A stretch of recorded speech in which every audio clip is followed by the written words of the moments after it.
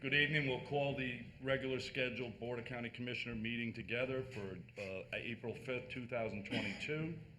At this time, I'd ask everyone to please rise, and we'll do an invocation and a pledge of allegiance. I invite you to join with me if you're willing. Gracious Father, the view of Earth from the moon paints a picture of a blue sphere surrounded by the blackness of space. You would think that the people on this small planet would understand the ties they have to each other and the environment. But as we honor Holocaust Remembrance Day this month, and as we witness the carnage in Ukraine, it seems clear that as people we can forget our connections, our humanity for one another, and we pray for all those who have been impacted.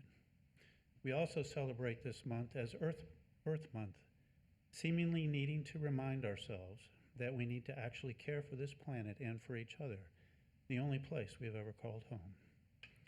So, Father, we ask this evening for the forgiveness of our many shortcomings and the determination to do better. Father, we ask for the courage to do what's right, even when it's not convenient, and a commitment to be better people, sharing this planet with other people. Lastly, Father, we ask for your grace to overcome the obstacles in our hearts that are always present, so that we may know your peace and share it with the world. And we all ask this all in your precious name. Amen. Amen. Amen. I pledge allegiance to the flag of the United States of America and to the republic for which it stands, one nation, under God, indivisible, with liberty and justice for all. Thank you. Before we go to public comment, excluding any public hearing items, I'd just like to introduce the young man to my right and to your left. This is Jackson Harbin. He's a 9th grade student at Indian River Charter High School, and one of his class requirements is to attend a government meeting. So please welcome Jackson with us this evening. Okay, at this time, is there anyone from the public that would like to speak not on something that is on the public hearing items? Does she have cards? Seeing none? I think she has signing cards. No, this is for non-public. Yeah, there's people that Should have cards anyway. Okay. Patricia Leach. Good evening. Good evening, Chairperson and Commissioners. My name is Ingrid Van Hecken, and I live in 304 Anchor Way, the town of St. Lucie Village. I'm back here again, February 4th, 2021. I was right up there with you all, and we talked about the concerns of the village. My concern is airport noise. Somebody said to me that, oh, I don't like flying. I used to be a stewardess. I had a pilot license. I can fly, but I don't right now. Basically, at that time, Mr. Champagne, who's the airport director and Port and Airport, said that there was a noise and operations management system that was going to go into place last March. A year later, stand in front of you and telling you that I haven't seen it, I don't know about it, it hasn't shown up, nothing has happened. Secondly, at that meeting, we asked him if the lights, and even my mayor asked him that same question, if the lights on the utility poles on US 1 is working. Those lights were put up there originally for airplanes, pilots to turn to the left or right before they come to US 1 after 10 o'clock, so they don't have to fly over the village. As of this date, a year later, I still don't know if those lights are working. Nothing has been said about it. We asked about brochures. No brochures. The only thing that I have is a draft of brochure. And it said that there's complications because the last brochure was done 2009. This is 2020, what, 2? We don't have a brochure for the airport.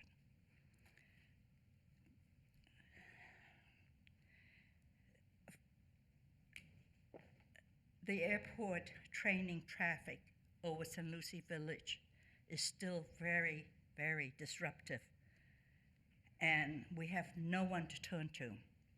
My mayor, Bill Thies, has tried to get together with Mr. Payne and the new airport manager. I have streams of email, and still nothing in 1 year. And I'm looking at you all and ask you, what is the accountability? We need something to work with. We used to have an airport manager that worked with us all the time. And that's why I'm here tonight, to ask for your help. Thank you. Thank you. Is there any other cards for public comment? Okay, another- Okay, ma'am. Please identify yourself.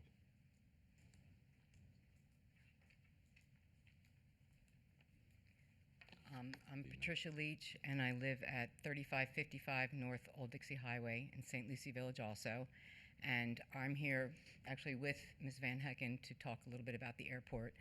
My house is right in front of the east-west runway. And I've been working for more than 20 years with airport managers. I was trying to figure it out. Paul Phillips is the earliest one I can remember, because there's been quite a few. I can't remember who was before him, but anyway, every time we've gotten a new airport manager, they have met with us and they have worked with us. And we've had a really good working relationship with them all. They ask us what has worked in the past, and they're interested. We have had some basic primitive stuff set up that we're actually making a difference. We had a system where we had the pamphlet. First of all, what worked the best was having somebody that dealt with noise. They had a noise officer, whatever they wanted to call themselves, and they got the pamphlets out there. They educated. They worked with the flight schools, who will discipline their students that aren't respecting residents. They will. They all will work with us. This has been the first time that we've ever hit a dead end. I mean, I called wanting to know about a recorder that was put in years ago, and it turns on when there's pilots circling past hours, and they have to radio in their tail numbers, and then the noise person would go ahead and contact the flight school or whatever, and it worked. And I talked to the noise officer about it. It wasn't a big deal. It wasn't hard to do because the tape recorder only kicked on when somebody spoke, so sometimes there was nothing to listen to. And I called and asked about that, and I was told by a woman whose name I do have, I'm just not going to say it right now because I'm not out to do that, that they don't have time for that, and they just took it apart and got rid of it. When Mr. Payne took over the airport, nobody met with us. That was always the first thing they did, and they talked to us. There's been a lot of really cool stuff I'm reading about that they're talking about doing, but it doesn't work if it isn't put into place. So what I'm seeing is that what the little things we did have that were working are now gone. We don't have the flyer. We don't have a noise officer, whatever you want to call them. We don't have that, and we don't have communication with the airport. Commissioner Townsend, you know this because I've begged you and you've done, and I thank you for that, to just try to get something. Last summer, we were supposed to have a meeting. It was canceled. You know, I know COVID has caused creativity. You can still have meetings, even if you don't want to be in the room with the person. But nothing has been done since then. The noise is unbearable. There is nobody bothering to consider the people below anymore. There's no work with the flight schools. This is what it feels like. I know they're doing airport work in other airports, and that's why we have more traffic now, but this has been going on for over a year, or 2 years now, that we've seen this deterioration. And I just would like to get a night's sleep. Okay, thank So, you. thank you. My aide, Susie Karen's in the back, and if you'd like to meet with her and facilitate, and we'll put something together to meet with you, okay? Thank you. Thank you. Is there anyone else from the public? Seeing none, we'll close public comment. At this time, I'll look for a motion to approve the minutes of the BOCC informal meeting of March 8th and the regular meeting of March 15th, 2022. So moved. We have a motion by Commissioner Townsend. Do I have a Second. second by Commissioner Bartz? All those in favor signify by saying aye. Aye. Motion carries. Tonight we have some proclamations. The first proclamation is proclaiming Thursday, April 28th, 2022 as Holocaust Remembrance Day in St. Lucie County. And if Rabbi Bruce Benson from the Temple Beth El Israel will meet me at the podium there, I'll come down. Thank you. A resolution proclaiming Thursday, April 28, 2022 as Holocaust Remembrance Day in St. Lucie County, Florida. Whereas the Board of County Commissioners of St. Lucie County, Florida has made the following determinations. Congress established the Days of Remembrance as our nation's annual commemoration of the victims of the Holocaust. Holocaust was the systematic murder of approximately 6 million Jews by the Nazis and their collaborators.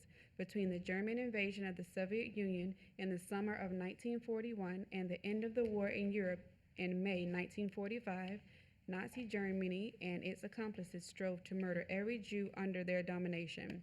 Because Nazi persecution of the Jews began with Hitler's accession to power in January 1933, many historians consider this the start of the Holocaust era. Although Jews were not the only victims of Hitler's regime, they were the primary group of the Nazis sought to annihilate. While Holocaust is a common name used for the tragedy since 1960s among the English-speaking world, the event was historically referred to as Shoah by the Jews themselves, which has a slightly different meaning. Holocaust is from an ancient Greek translation of the Hebrew scriptures and originally meant a sacrificial offering that was burnt completely until nothing was left. Some people object to using this term as it suggests some sort of sacrificial or religious significance to the event. The word Shoah is Hebrew, and when translated means a great catastrophe. The theme of this year's Days of Remembrance is Never Again. What you do matters. Although German citizens disapproved of the events of those days, very few took action to try to stop the violence. German Jews were systematically stripped of their citizenship and basic human rights. This dehumanization of Jews culminated in the Holocaust Shoah. The Holocaust demonstrates one of the greatest lessons about individual responsibility, that each of us has the choice to act or not to act, and there are consequences to our decisions. Now therefore it be resolved by the Board of County Commissioners of St. Lucie County, Florida.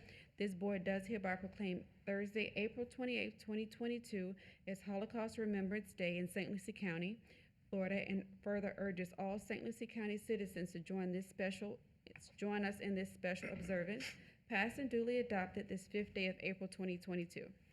Thank you. May I have a motion to approve? So moved. We have a Second. motion by Commissioner Zadowski, a second by Commissioner Bartz. All those in favor? Aye. Motion carries.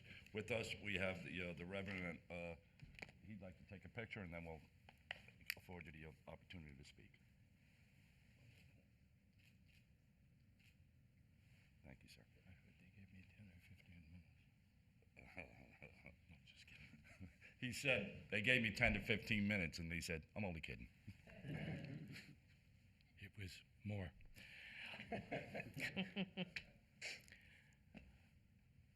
A trip to 3 countries, 4 camps, and more. A moment to explain mass inhumanity and why it needs to be remembered. My thanks to each of the commissioners and our St. Lucie neighbors.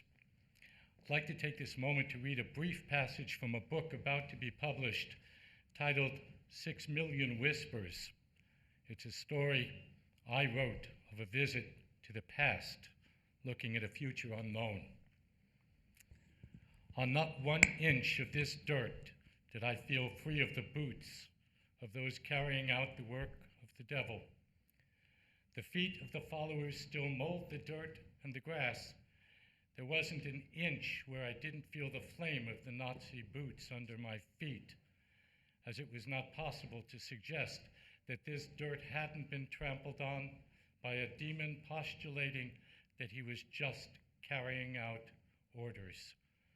The minions ready to blame all of the carnage on the orders they were following and the cowards giving them, and then walking away from culpability. The whisperers in my mind sighed into my ears. So many of them were young men, afraid to stand up to hate and venom, they said. Did they come to like the killing? Or even worse, did they just get enveloped by it? Did they not see one of us being worthy of life, of saving? Couldn't their bullets miss just one of us, allowing for the possibility that some or even just a few could live? Or were we all so lacking in any level of goodness that their reckless assault on each of us had reduced us to nothings and them to saviors? The whispers had begun to get louder every hour, every day. After the Holocaust was over, as the healing began, the rallying cry that rose up like a phoenix from the flames was never again. Now, it needs to be never again for anybody. Let us strive as neighbors to make it so. On behalf of the Jewish community, I thank each of you in the Commission for your ongoing remembrance and work and time to see that 6 million Jews, 97% of the Gypsy population, massive numbers of gays and lesbians, and in fact, Catholics, were murdered for no other reason than they were told they were supposed to. We now stand here looking at Europe, terrorized by what we see. Maybe we've learned. Maybe we as a county stand up and say, it's time that we really mean never again. The Jewish community and all those who care, thank you for this resolution.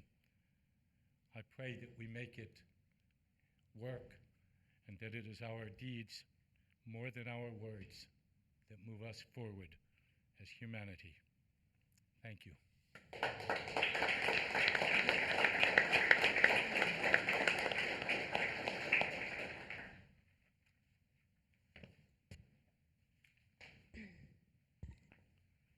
Next, I'll ask Frank Armandro from Public Safety Assistant Director. And this is Resolution 2205, proclaiming the week of April 10th through the 16th as National Public Safety Telecommunications Week. Madam Secretary. A resolution proclaiming the week of April 10th through 16th, 2022 as Public Safety Telecommunicators Week in St. Lucie County, Florida. Whereas the Board of County Commissioners of St. Lucie County, Florida has made the following determinations. The Public Safety Telecommunicators of the St. Lucie County Department of Public Safety, who have received and managed over 500,000 emergency calls for the last year, are the first and most critical contact that our citizens have with public safety and emergency services. These public safety telecommunicators are the vital link to those calling for help and to monitor emergency personnel's activities by radio and telephone and provide them with life-saving information to ensure their safety. The safety of St. Lucie County law enforcement and fire district personnel are dependent upon the quality and accuracy of information obtained by all telecommunicators received from the citizens who telephone and text the St. Lucie County 911 Communication Center. The Public Safety Telecommunicators of the St. Lucie County Department of Public Safety Communications Center have contributed significantly to the protection of life and the preservation of property. Each public safety telecommunicator who has the unseen individual providing a calm voice when emergencies arise has exhibited compassion, empathy, and professionalism while keeping our community and citizens safe. Now therefore be resolved by the Board of County Commissioners of St. Lucie County, Florida. This board does hereby proclaim April 10th, 2022 through April 16th, 2022 as National Public Safety Telecommunicators Week in St. Lucie County, Florida. This board further commends the St. Lucie County Public Safety Telecommunicators for their efforts on behalf of St. Lucie County and its citizens. Passed and duly adopted this 5th day of April 2022. Do I have a motion to Move approve? approval. Motion by Motion Commissioner to approve. Hutchinson, second by Commissioner Bartz. All those in favor? Aye. Aye, motion carries. And with Frank are the managers, supervisors, and dispatchers for your 911. So let's, before we get a picture, I want to hear a round of applause for these people.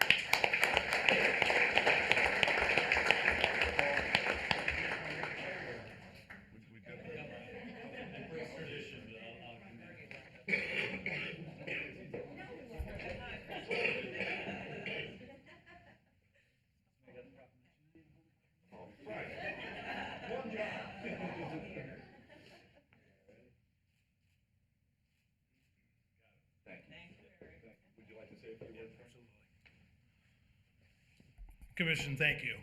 It's certainly an honor to be here tonight.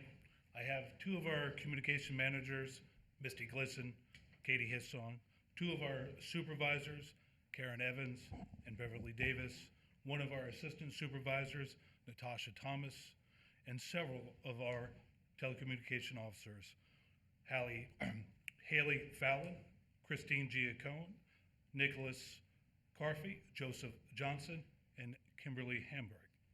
For our citizens who are watching tonight's commission meeting, our 911 Communications Center is a consolidated public service answering point, or PSAP, which serves the residents of St. Lucie County, the city of Fort Pierce, the city of Port St. Lucie, and St. Lucie Village. Our PSAP serves a population of roughly 350,000 residents. We receive and dispatch calls for our 3 law enforcement agencies and work alongside the St. Lucie County Fire District telecommunication officers for all the fire, rescue, and emergency medical calls.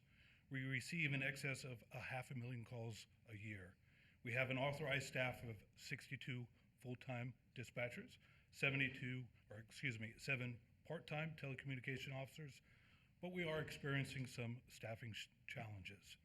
As a former law enforcement officer, we used to debate with my brother and sister fire district personnel who had the more difficult and challenging profession. Of course, I always lean towards law enforcement. But I can attest today, after my 3.5 years of experience as the Assistant Director for the Public Safety Department, I can say without any hesitation that the most challenging and most difficult job is that which our telecommunication officers perform today.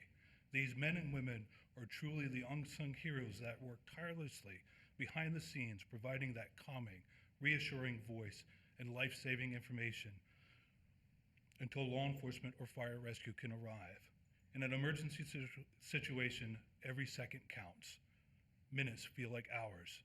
Our telecommunication officers do a phenomenal job keeping our residents and first responders safe. I want to thank the Commission and administration for recognizing our telecommunication officers.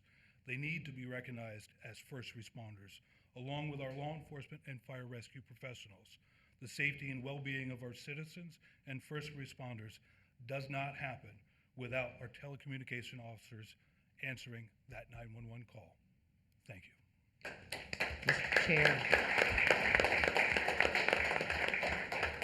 Mr. Chair, if I could just say one moment before Frank walks away, thank you for bringing them. Yep. I am so glad to finally see faces to that voice that keeps us all calm. So congratulations to each of you.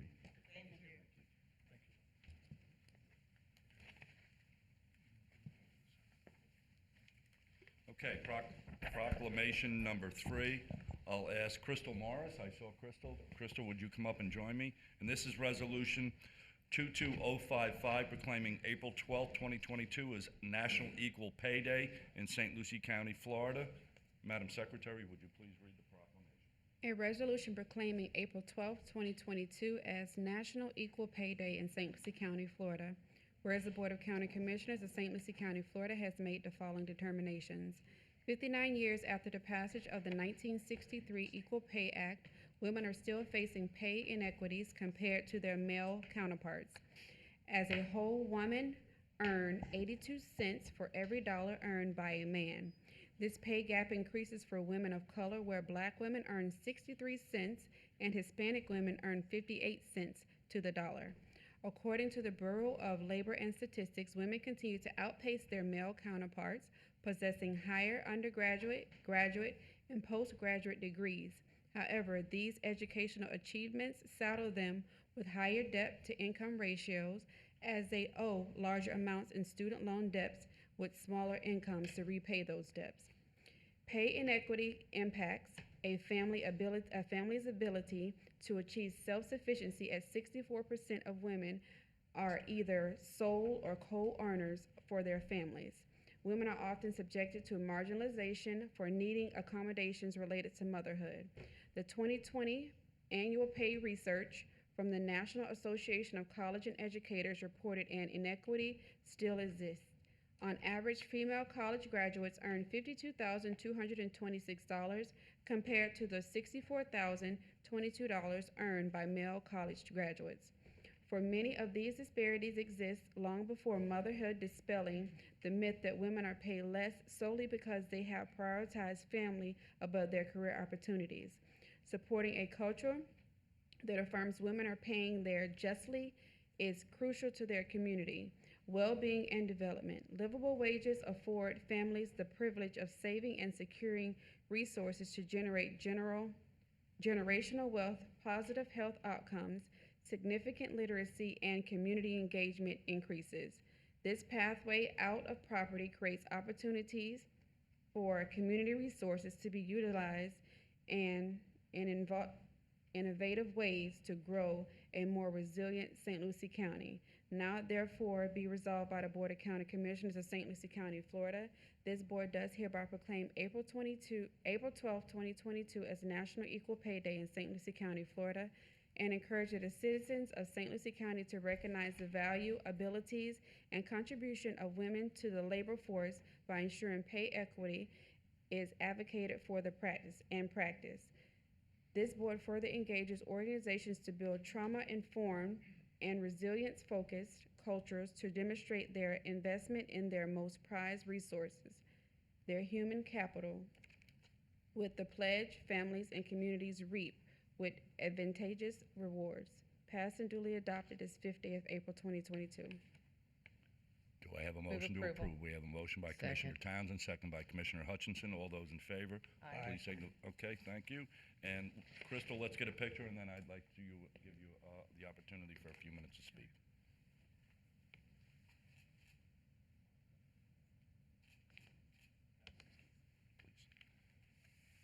All right, good night, everyone. I love the fact that my women commissioners were really loud with that, agreeing and affirming this motion.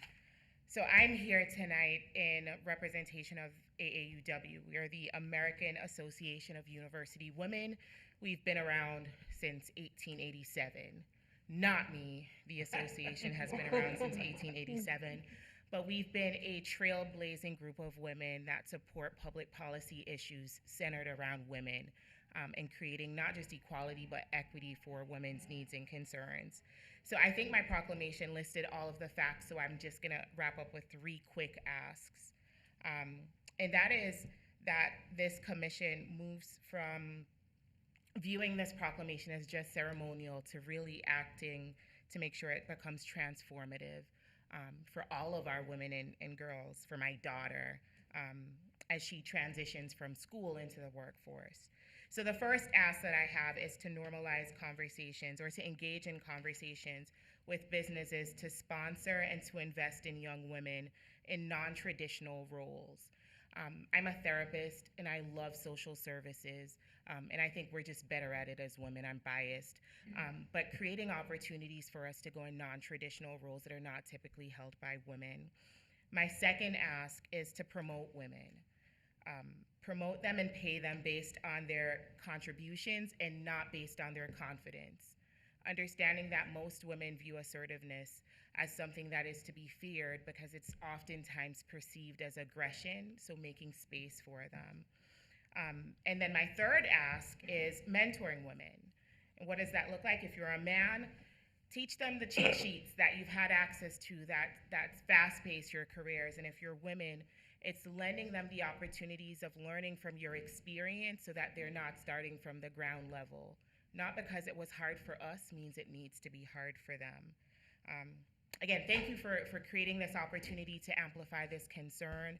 We recently did something that you guys promoted as well, that upward mobility cohort, and it showed that families, if you are a single parent with 1 child in this county, you need to be making at least $30.31 to make a living where you break even.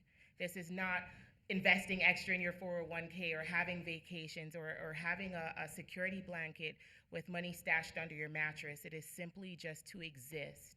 It's $30.31, and most families aren't making that, but most female-led households definitely aren't. Thank you so much for this time.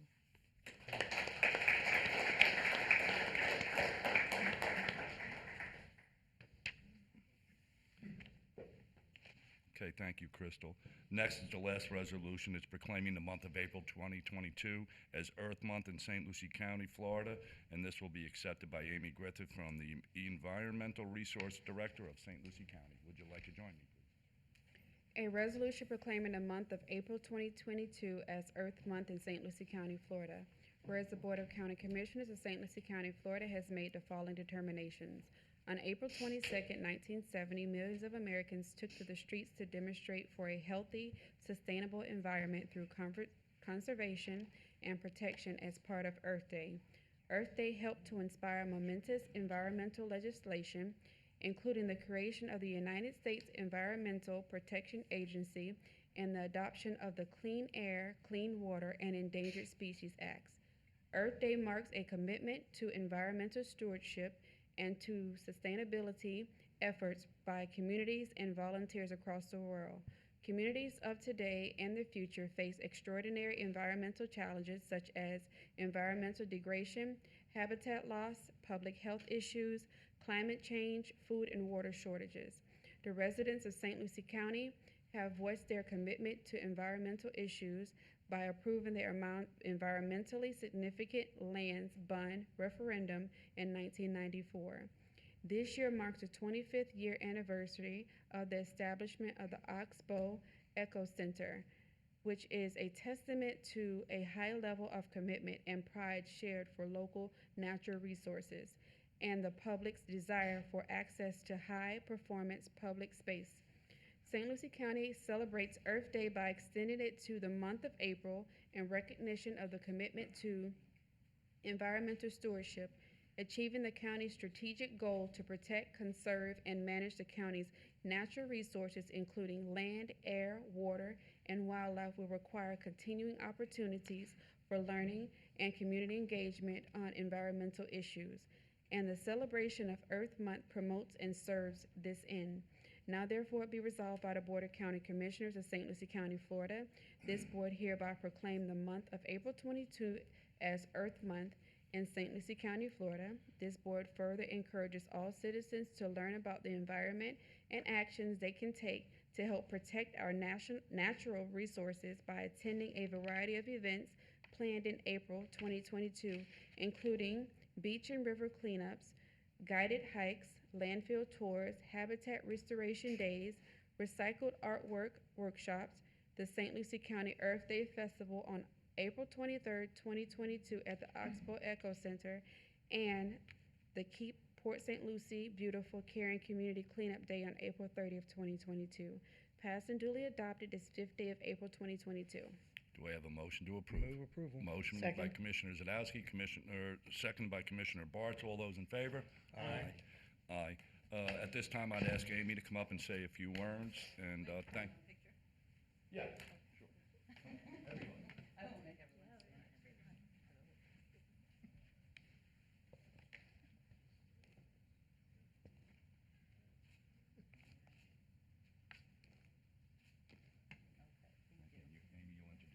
I will. guests. Thank you. All right, thank you. You guys can sit down if you want. It's a long haul. Thank you, Chair Mitchell and Commissioners, for having this proclamation celebrating Earth Day. I wanted to thank Erin Cartmill, the EECO, Environmental Education and Community Outreach Manager, Tessa Roberts, also with the Oxbow, and two of our star Oxbow volunteers, Elizabeth Nanini and Dave DeGoss. Thank you for joining me. So the St. Lucie community has celebrated Earth Day for the last 18 years straight. Even during the pandemic, we took those 2 years and we did virtual and low density, limited capacity, small gatherings, programs, and preserve work days. But tonight, I don't want to talk about that. I want to talk about the history, the very beginning, and talk about the journey that made the Oxbow Eco Center possible. 20 years ago, this year, the building that we now call the Oxbow Eco Center opened its doors. But I want to go a little further back. 25 years ago, St. Lucie County set out on a journey to create an environmental children's museum, which would encompass a learning center and a demonstration project for sustainable development. Former Florida Senator Ken Pruitt had that idea, that vision, and he took the first step to making it a reality. In a Tribune article that I was going to post on the screen for you all, but you'll have to take my word for it, dated April 5th, 1996. That's exactly 25 years ago to the day. Senator Pruitt shared that vision in that article, stating he wanted the center to be near the water, showcasing the habitat of the North Fork of the St. Lucie River and the Indian River Lagoon. He envisioned a place that would show people how to preserve the area and give children and adults a firsthand look and an immersive experience in what is happening in the natural world around them. Though 1996 was not shaping up to be a great year in the Florida budget, Senator Pruitt felt optimistic about the project and went ahead and submitted the request for $500,000 to the House budget. Pruitt had a plan for St. Lucie County, and it was accepted. It was that vision and that commitment of $500,000 that started the journey to get us here today. It truly took a village, and many more people were involved since that first step, including the entire slate of the 1996 county commissioners, including Cliff Barnes, many county staff, including the now retired Steve Fosick, former Thousand Friends of Florida planner Doug Coward, many local citizens, including our celebrities, Betty Lou Wells, Jane Brooks, Lace Vatunik, Grace Stock, T.A. Weiner, and Judy Gersony, and of course, Sandra Bogan, who was at the helm for the first 20 years of the center. We will be recognizing everyone at the 23rd Earth Day Festival, but tonight we want to give special thanks and recognition to Ken Pruitt. Senator Pruitt, thank you for having that vision. Thank you for making the Oxbow Eco Center possible. And thank you on behalf of St. Lucie County and the over 1 million people who have had the opportunity to explore and be inspired by the Oxbow Eco Center. We made a special walking stick for you as a token of our appreciation. It has been a long hike to get here, and we want to thank you for that first step.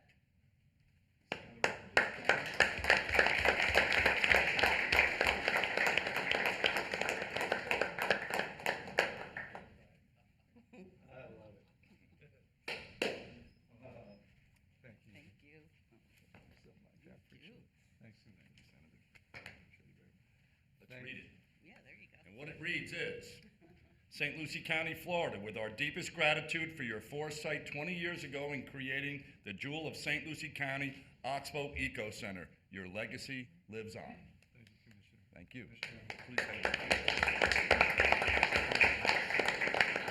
Amy, thank you, and Sandra, and to the volunteers, and to everyone.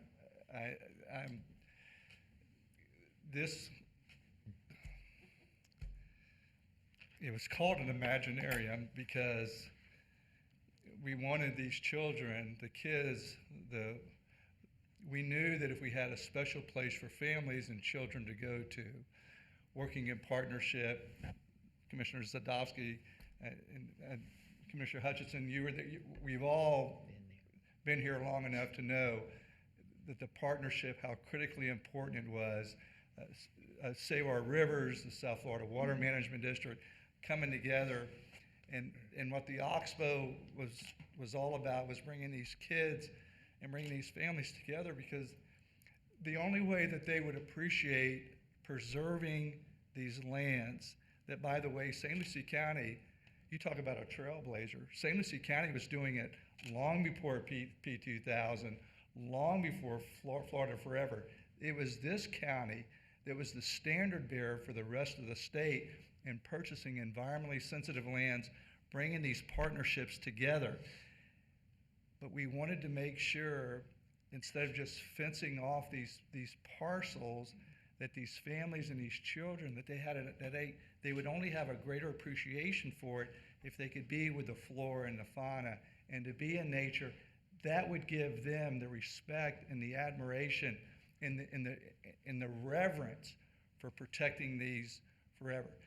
St. Lucie County, why I'm so proud of this county, is not only because of it leading the charge in the rest of the state, even though some of our other counties around us, they get more credit for it, but it really was St. Lucie County that when you look at the history of it and what these citizens, Amy, you listed off, you talk about heroes and champions.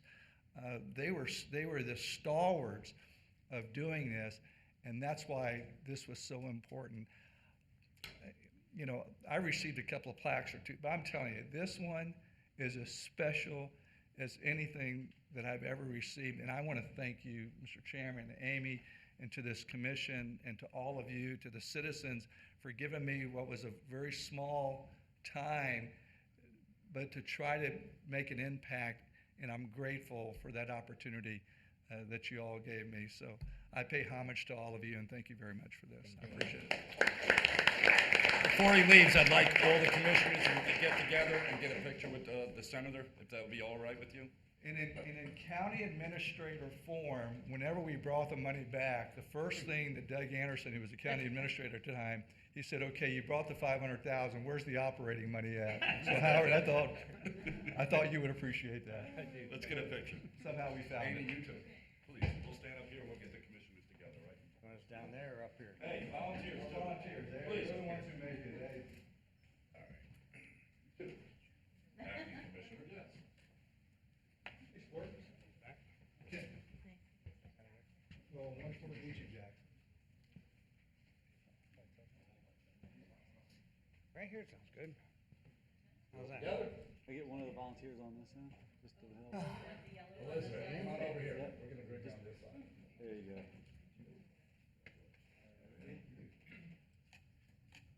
Bartz, I can't see you. Move a little to your left. Mr. Bartz, a little bit that way. There you go. Got it. Got it. Thank you.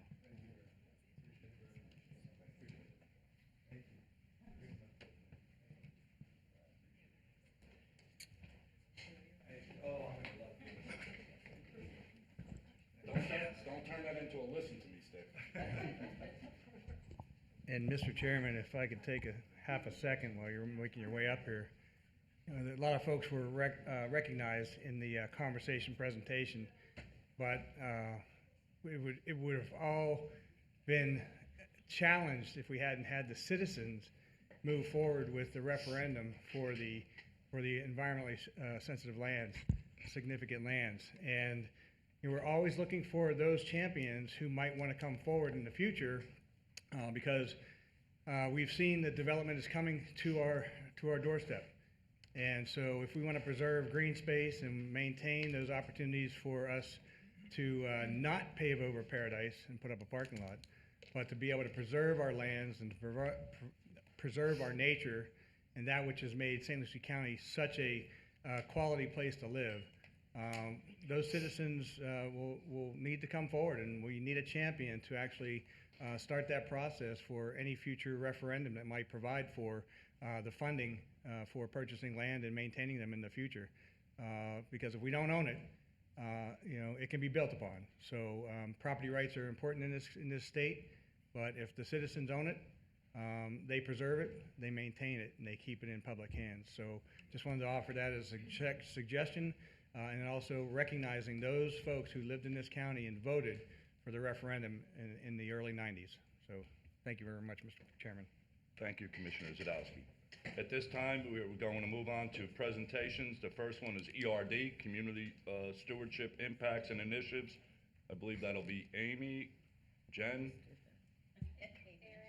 and Erin. Perfect. Thank you so much.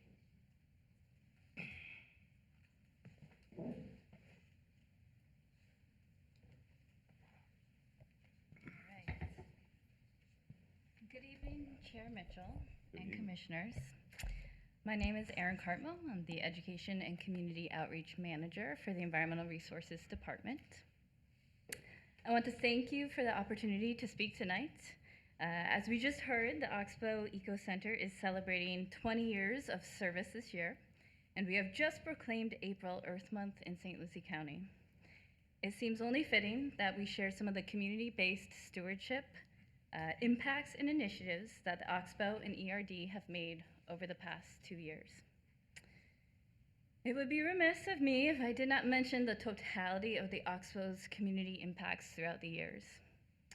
Over 1,236,000 people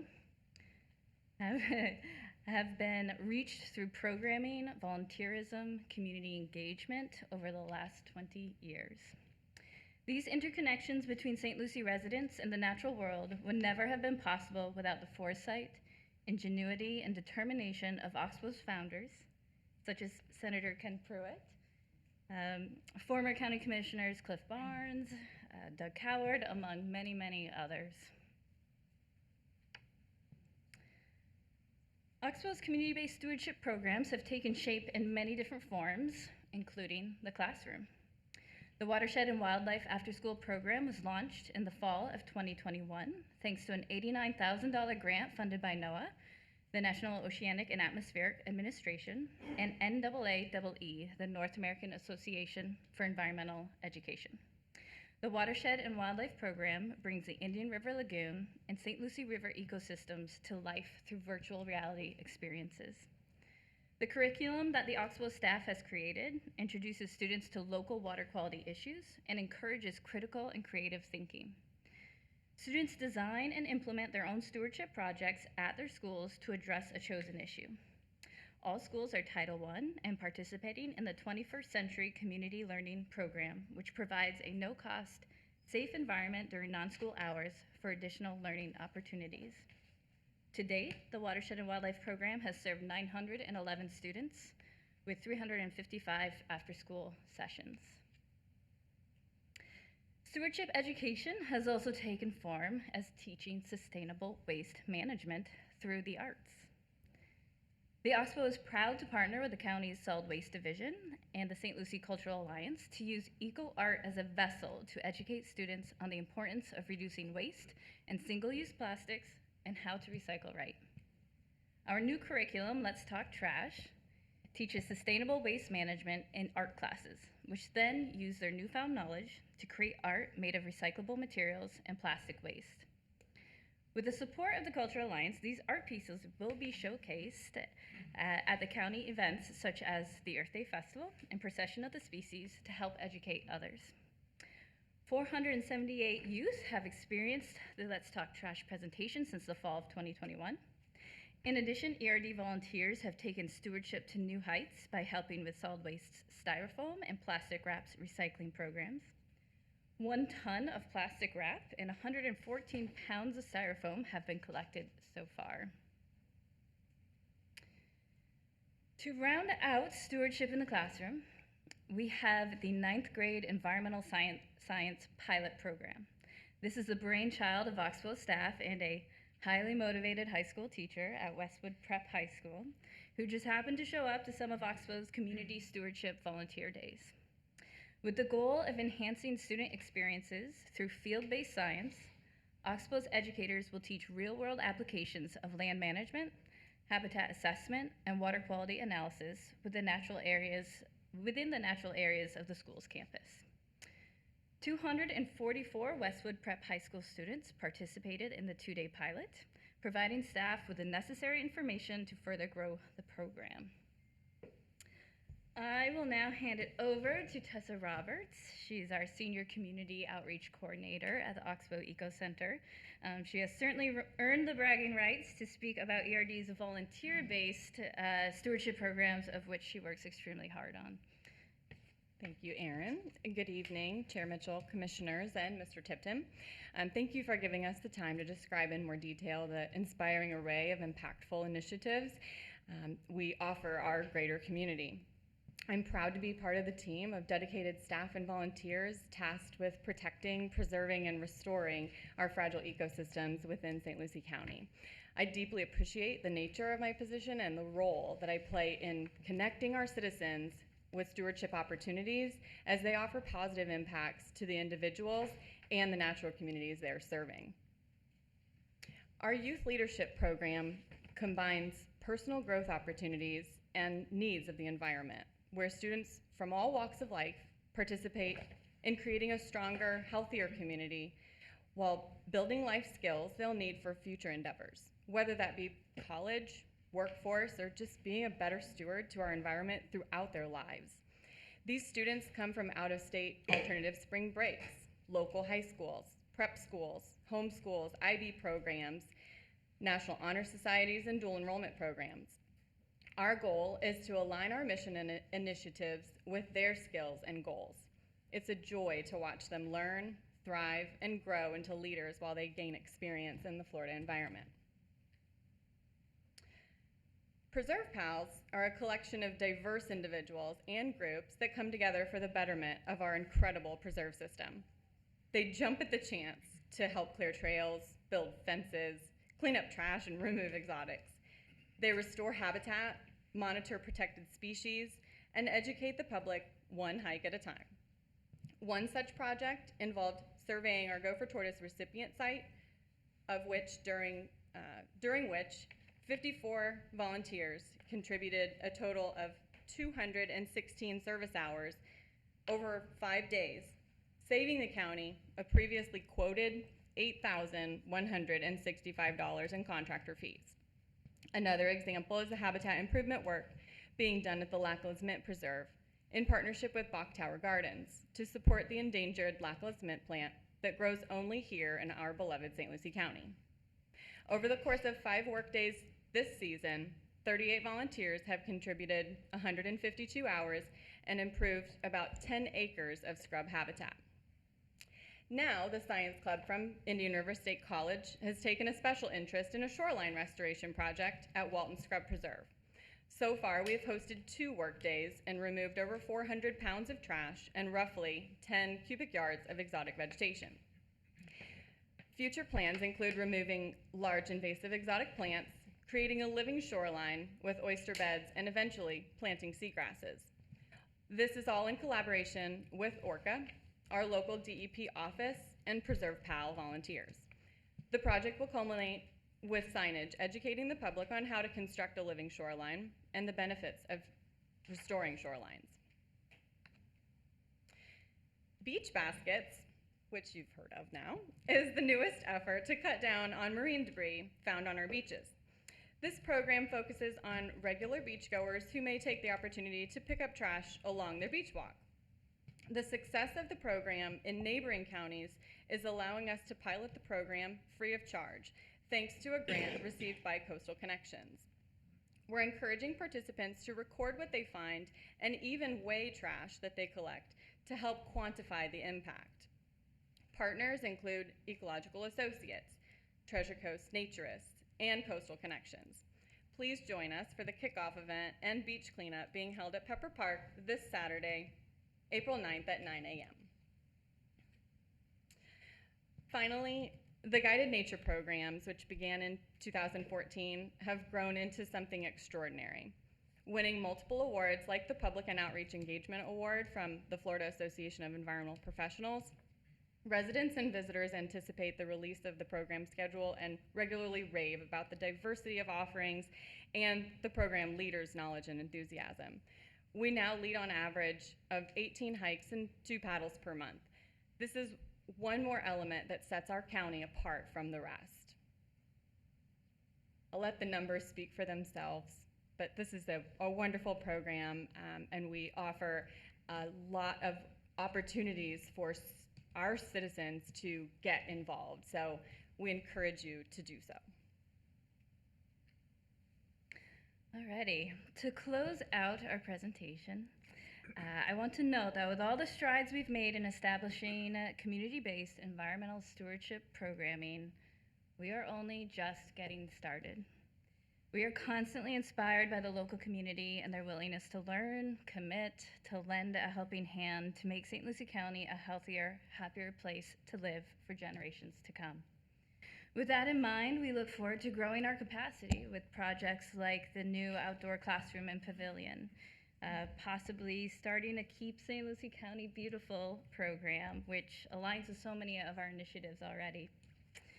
And of course, we want to give back to our community with the 18th Annual Earth Day Festival.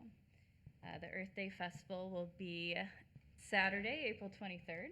It'll be 10 a.m. to 5 p.m. This year we have 60-plus exhibitors with hands-on interactive activities. We've got special performances for children, animal encounters, live music. Will Smokey the Bear be there? Smokey will be there, and he will be there. Bear, not Smokey the Bear. You know,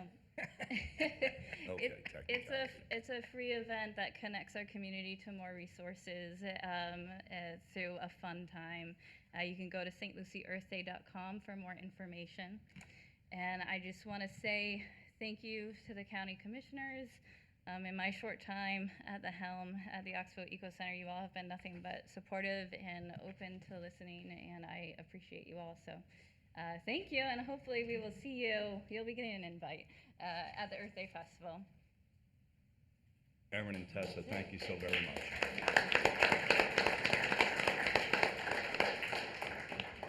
Okay, thank you again.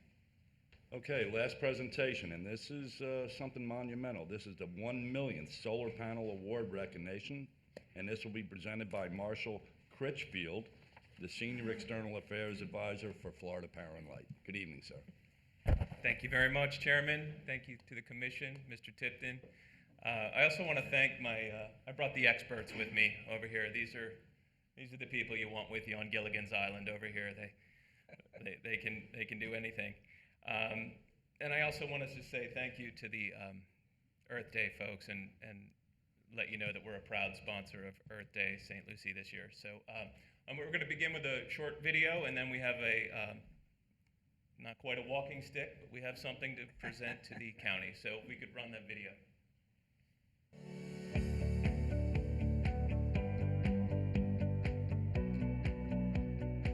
We're developing solar energy right here in St. Lucie County. We're celebrating the 1 millionth solar panel. Reaching 1 million solar panels right here in St. Lucie County really solidifies St. Lucie County's part of history. When it comes to these projects, you know, there's so much more than just the panels that go in. The 1 million solar panels here in St. Lucie County has brought both economic and environmental benefits to the county.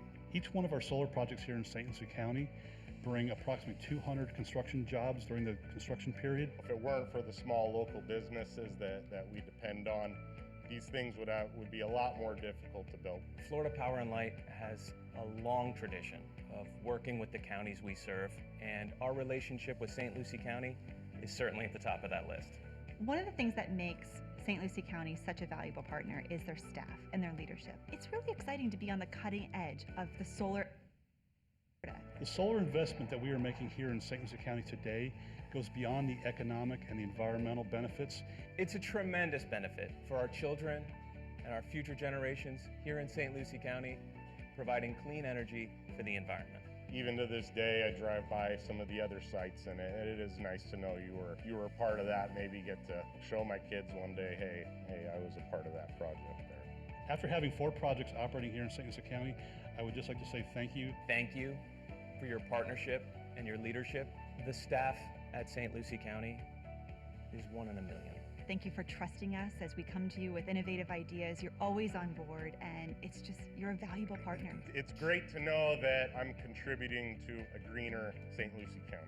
The future for solar energy in St. Lucie County is looking really bright.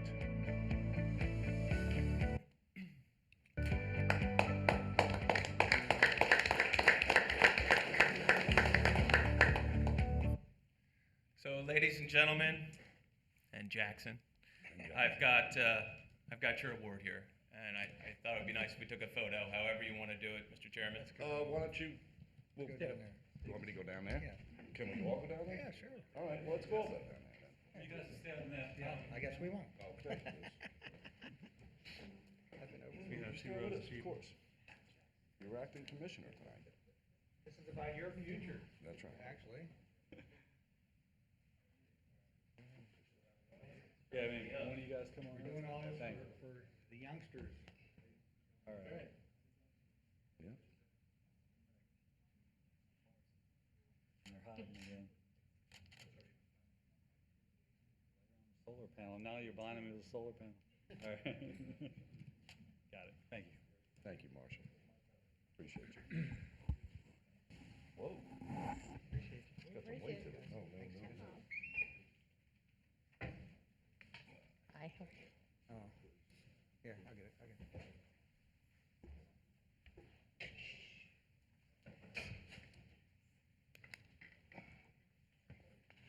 Thank you, Marshall. We'll make sure that's properly displayed here, and I can't wait to the next few years to be at the 2 millionth solar panel here in this county.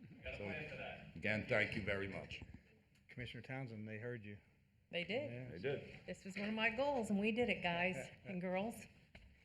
Okay, we're going to move to the consent agenda, but I just want the commissioners to know that the following item was pulled prior to the meeting. That's consent agenda number 8C10, and that's the Midway Improvement Project. That'll be brought back at another date.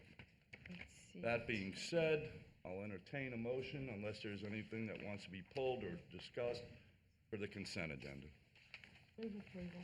We have a motion to accept the consent agenda by Commissioner Bartz. Do I have a second? Second. Second by Commissioner Townsend. All those in favor signify by saying aye. Aye. Motion carries.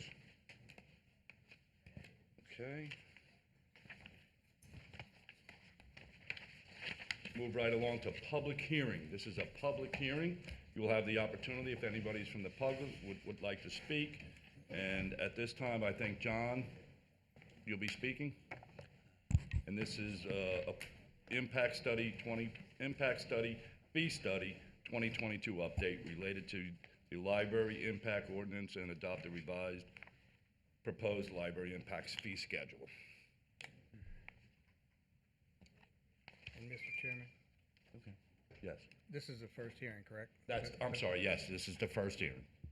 Thank you, Chris. Mr. Chair, can I make a suggestion? Since we're going to go into this, and it is for just to pass it through to vote on it.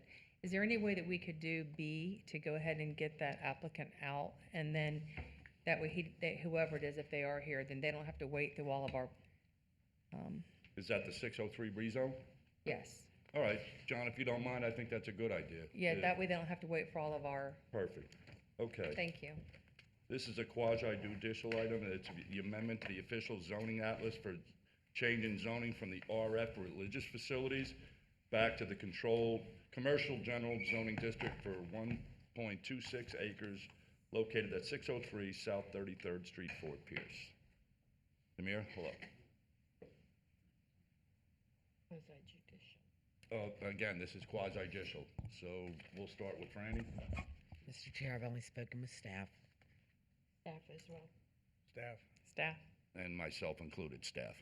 Hi, Tahir. How are you doing tonight? Good, sir. Good. Good evening, Chair and Commissioners. For the record, Tahir Curry, planner with the Planning and Development Services Department. Agenda item 9B1 is the rezone petition for 603 rezone, going from the Religious Facility Zoning District to the Commercial General Zoning District. The public hearing was noticed with a sign on the petition site, a legal ad in a local newspaper on March 25th, 2020, and mailed out notices to property owners within 500 feet. Proof of advertising is provided within the agenda packet. Mailed out notices were mailed out to 34 property owners within 500 feet of the subject site. The planning department did not receive any responses. This is the aerial showing the property outlined in red, located at 603 South 33rd Street. 11 years ago on this day, April 5th, 2011, the Board of County Commissioners approved the rezoning to go from the Commercial General Zoning District to the Religious Facility Zoning Districts for a church. The future land use designation is commercial, and which is compatible with allowed uses for a broad range of commercial uses. The proposed rezoning to Commercial General Zoning District is consistent with the commercial future land use per the Comprehensive Plan Table 1.3 Land Use Designation Zoning Compatibility Chart. The subject property is currently has a zoning designation of religious facility.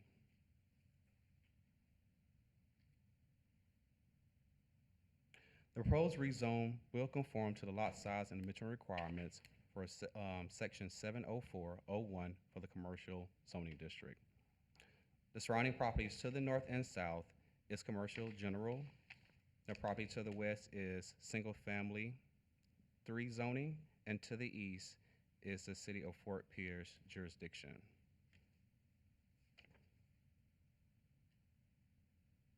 On March 17, 2020, the Planning and Zoning Commission voted unanimously to forward this petition to the Board of County Commissioners with a recommendation of approval. This petition conforms to the standards of review as set forth in the St. Lucie County Land Development Code, Section 110603, and is consistent with the St. Lucie County Comprehensive Plan, goals, objectives, and policies. Staff recommends the Board of County Commissioners approve this rezoning petition. Thank you. Again, this is a public hearing. Would anyone from the public like to speak on this subject matter? Seeing none, I'll close public hearing on this. Any questions from the dais? Move approval? We have a Second. motion by Commissioner Townsend, a second by Commissioner, was it Hutchinson? Hutchinson. All those in favor signify by saying aye.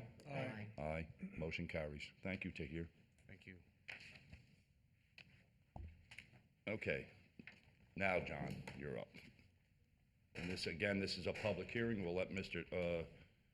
John speak, and then we'll afford the opportunity for the public to speak. And this is regarding library impact fees, I correct? get it with the last name, Mr. Chairman. My wife went from Davis to Decanich. I get it. I say John because I mess it up I'll myself screw up every your now and last then. name. Don't ask me to spell it either.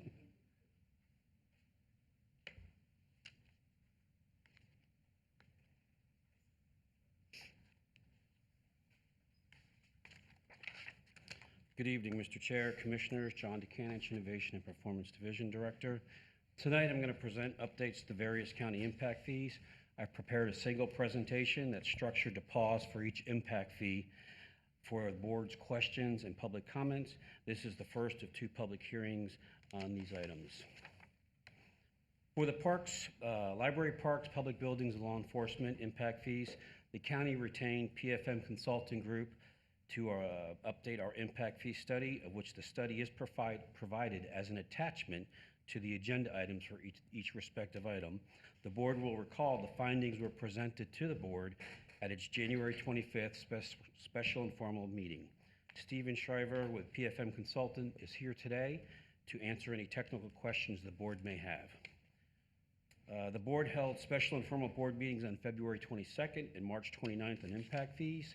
The county held a virtual public workshop on February 16th, and we also created an impact fee webpage and uploaded the impact fee study, the calendar of events, and the impact fee workshop recordings on our webpage. Finally, there was also an electronic form created to solicit public comments, of which related to these items we didn't receive any comments. Impact fees have been around since the mid-1980s. Associated with new development and growth are demands and impacts to the county's existing infrastructure and facilities.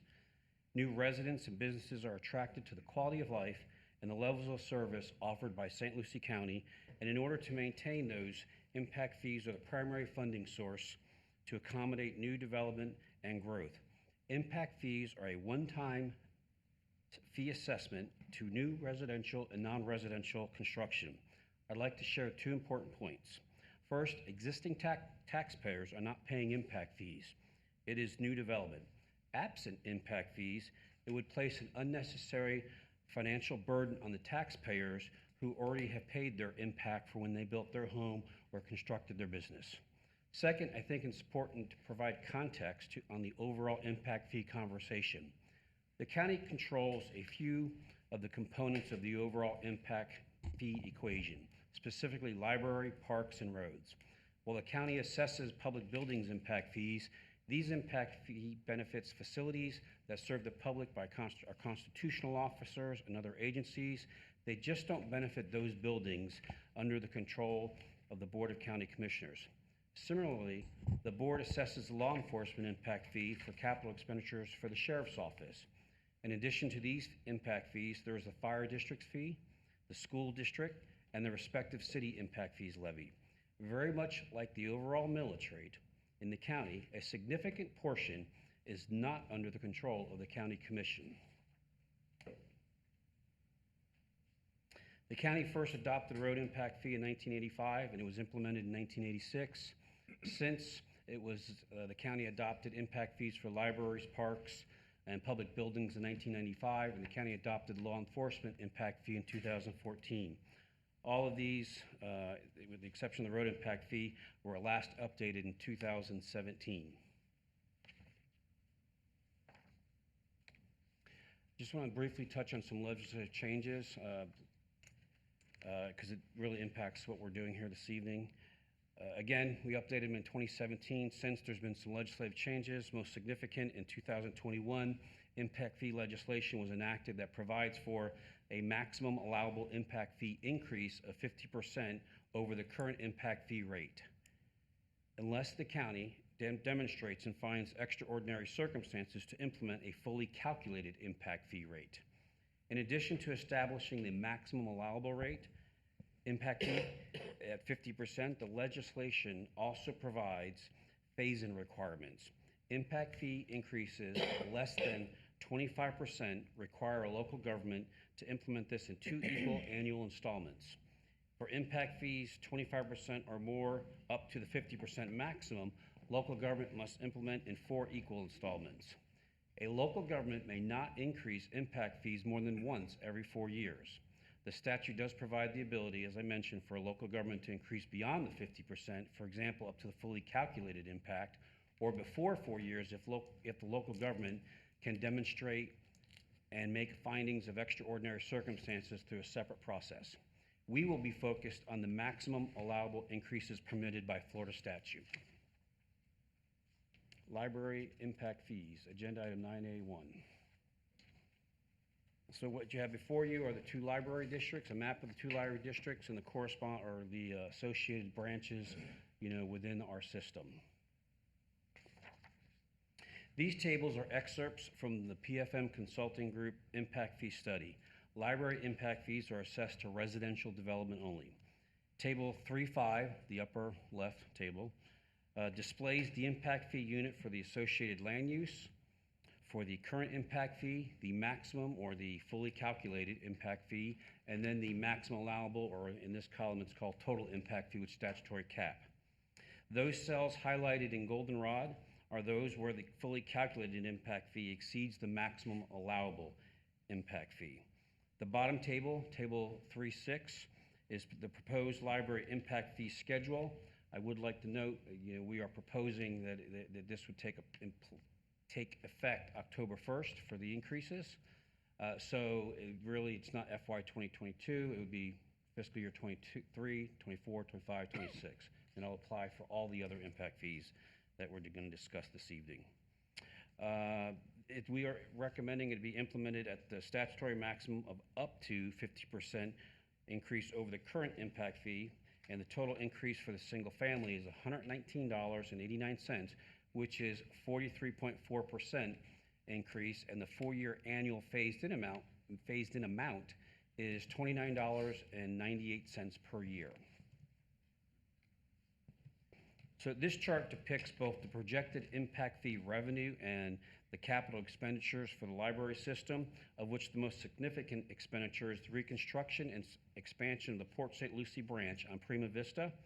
The conceptual design in June of 2021 was estimated at $5.9 million. It should also be noted that staff has conceptually identified the need for 2 additional branches based on future growth and demand, one off of Becker Road and the other in Western Tradition. Preliminary conversations, as previously noted with the board, have already been begun with the city of Port St. Lucie. This slide represents a history of the library impact fee dating back to 1999. Again, what staff is proposing that you increase it up to the maximum allowable 50%, or in this case, as it relates to single family, it would be the 43.4% or $119 over 4 years. And you can see in 2009 it was updated, there was no increase. 2017, about 35.8%. And what we're proposing with this update, it'd be 43.5%, but it'd be done incrementally, phased in over the 4 years, consistent with the statutory requirements.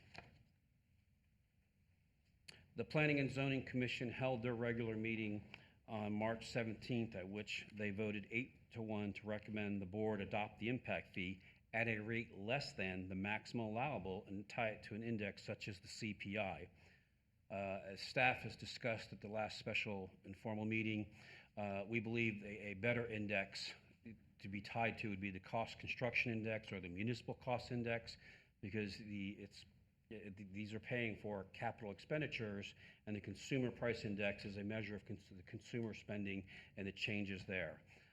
We also, in response, to some comments from the inquiries on the planning and zoning, we looked at the index for the southern region from the Census Bureau on the new single-family houses sold price index, and it was 27.14%.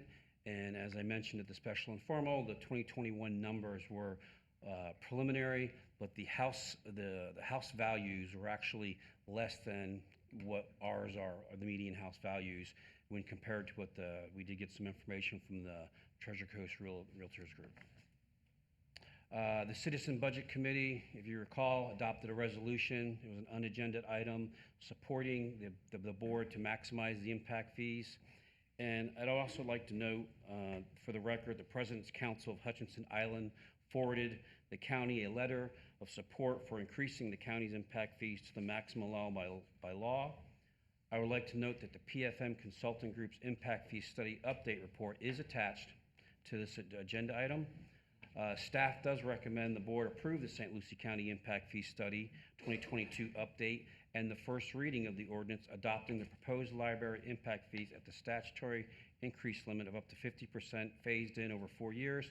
Additionally, I'd like to, by approving the impact fee study update, you are adopting all data sources used as the most recent local data available as of the date of the report.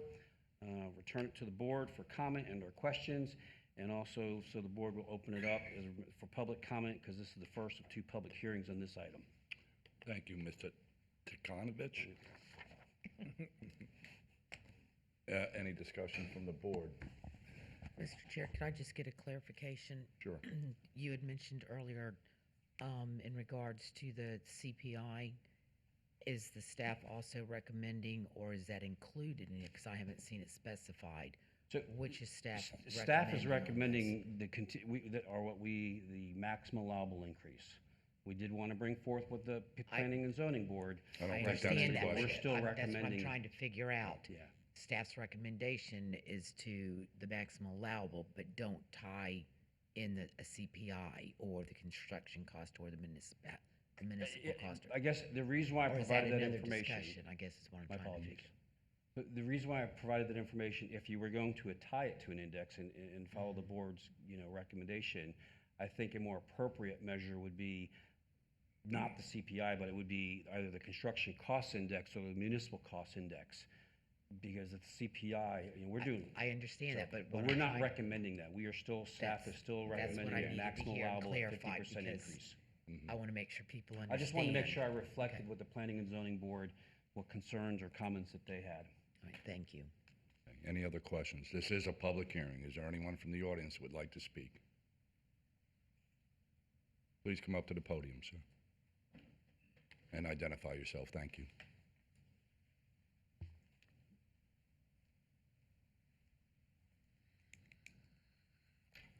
My name is Richard Calabro. I live at 114 Ocean Bay Drive, Jensen Beach, St. Lucie County. My wife and I are relatively new to Florida and to St. Lucie County. I hadn't heard of impact fees until I became involved with the President's Council of South Hutchinson Island. And then I learned very quickly they're very complicated. And looking at some of the charts, historically, they've also been, in many cases, inadequate. We've all seen how dramatic costs have increased over the past year in many areas of our economy. And as these impact fees can only be adjusted once every 4 years, it is imperative, necessary, and fair that beginning in fiscal year 2023, they be as close to what the county studies say are needed before Tallahassee imposes further restrictions. The difference between what the 2022 St. Lucie County studies determined is needed and the lesser Tallahassee imposed capped fee increase is already an unaffordable discount or break that needs to be addressed now. I've also learned that impact fees are an important part of the St. Lucie County capital budgets and are absolutely necessary if those unfunded costs are not to be passed on in increased ad valorem taxes. I urge the St. Lucie County elected leaders to vote to maximize impact fees to the extent that the law allows, as recommended by the Citizens Budget Committee. Thank you. Thank you, sir. Is there anyone else from the audience that would like to speak? Seeing none, I'll close the public hearing. And what's the will of the board on this recommendation? Mr. Chair, I was gonna wait and do it under the second reading, but I'm gonna go ahead and say it now, so I don't have to do it. So this is nothing personal against any of the departments. I just, want that on the record to make sure of that. But I totally disagree about the unnecessary burden on the taxpayers. To me, this is actually a burden on the families that want to come here and they want to dream and they want to own a family.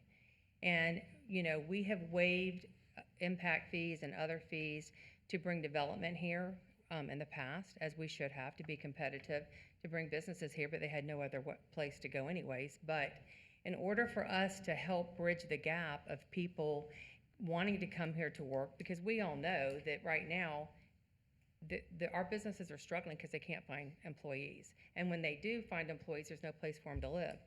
So in the future, moving forward, I actually would like to have conversation with the board to have some type of something out there for affordable housing that we can waive impact fees and we can give them a break like we have the businesses to be able to let people come here and build. And those that are here trying to build a house, they, you know, impact fees is a bathroom and, you know, 2 bathrooms or a kitchen.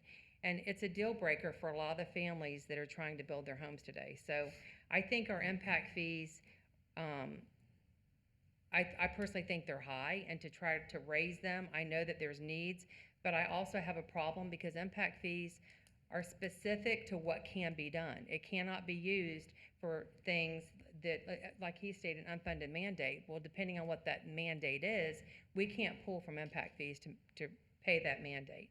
So I do think that the city has something in the mobility fees. The mobility fee is a different terminology that it makes it more of a broader spectrum to be able to utilize the money for something other than just what's specific under an impact fee. So I think that that's a conversation that I would like to have with Mr. Tipton and staff and moving forward also, because I think that we do need to look at rewording the impact fee so that there's more flexibility on where that money can be used.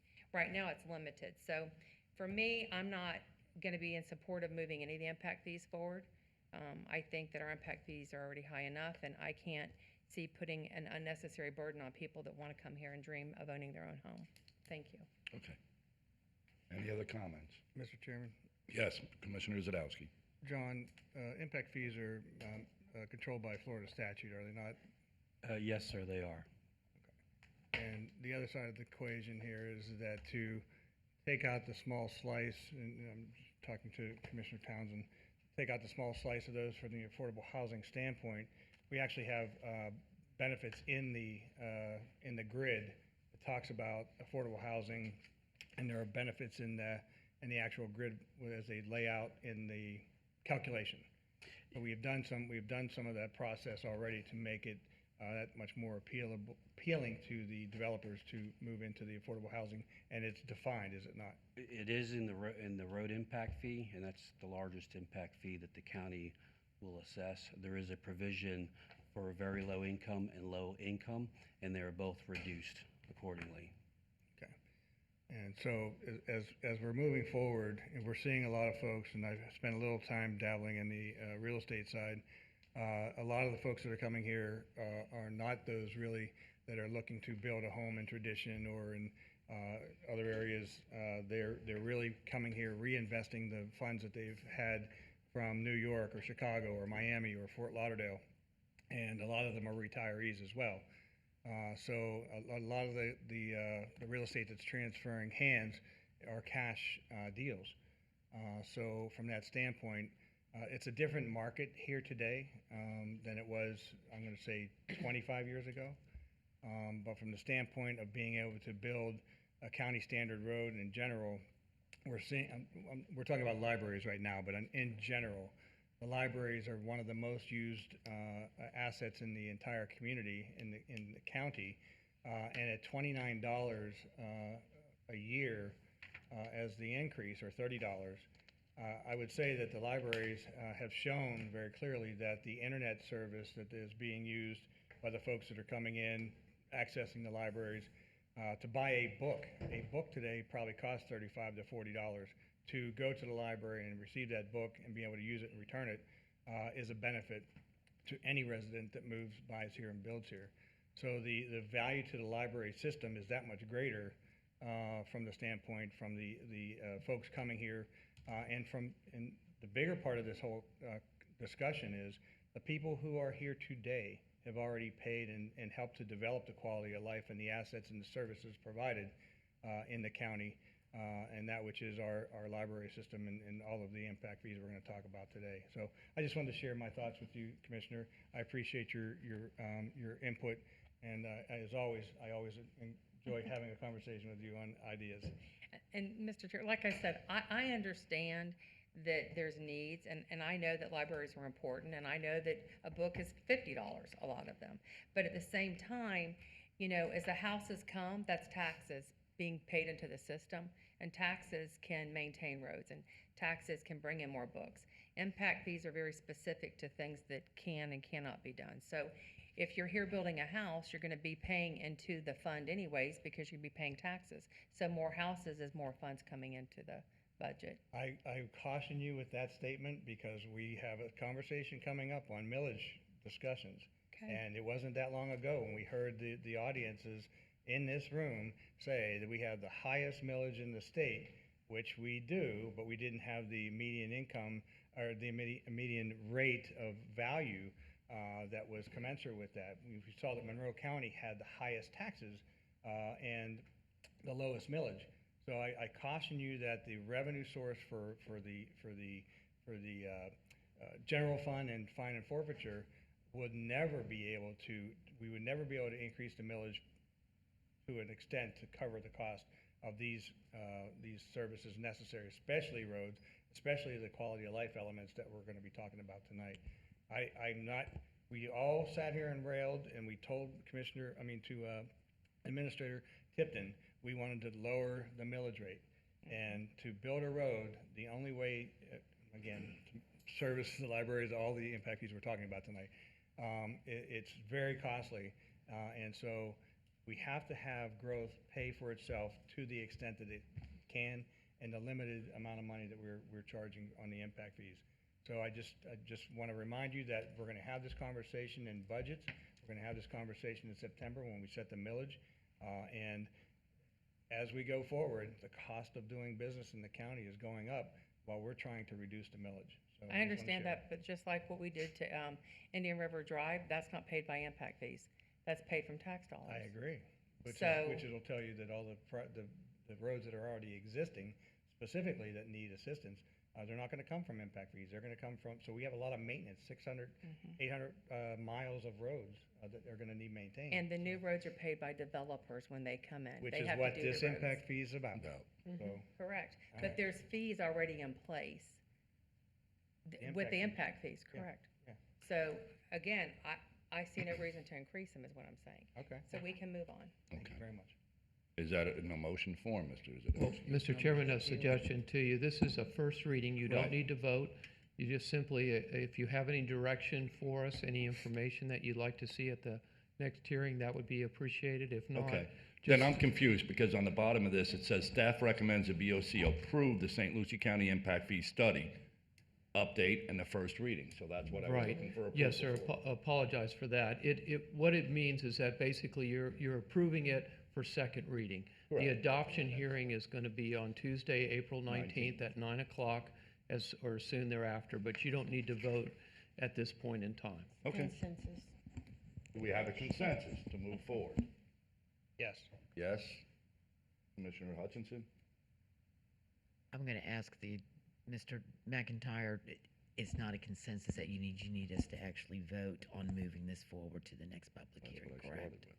No, No, I you don't don't need think the motion on that. you don't need a motion on that. It's just simply consensus that you move to. You can vote if you prefer, but typically on You already these. know we've got a split vote. I think that's kind of obvious. It needs to be. Mr. Chairman, make a motion that we move this to the second reading on August 19th at 6 p.m. or soon thereafter. as can April be heard. 19th, I'm sir. sorry, what did I Not say? August. What did I say? August. April. April 19th or soon thereafter as can be heard. Okay. Second. We have a motion and a second. All in favor signify by saying aye. Aye. Opposed? Aye. Motion carries. Carry on, John. Mr. Chairman, the next item is agenda item 9A2, and it's public buildings impact fee. This slide represents the calculation of public building impact fees. It includes, as it applies to both residential and non-residential, so there's many more land use categories. Like those presented for library impact fees, the outlined column represents the maximum calculated impact fee, or the full impact, with the highlighted goldenrod cells being where the fully calculated impact fee is greater than the statutory maximum allowable or 50% increase. The highlighted blue column represents the amount of the maximum allowable impact fee increase, and you can see the amount of the increase, the percentage to the right. And there's a couple there where you can see where there's actually a decrease. And these tables, again, this is the phased-in tables, the same, just carrying that table over into a phased-in.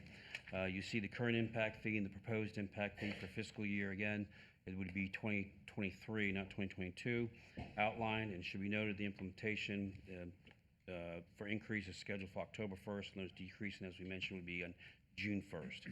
The total increase for public buildings for single-family development at the statutory maximum increase of 50% is $182.50.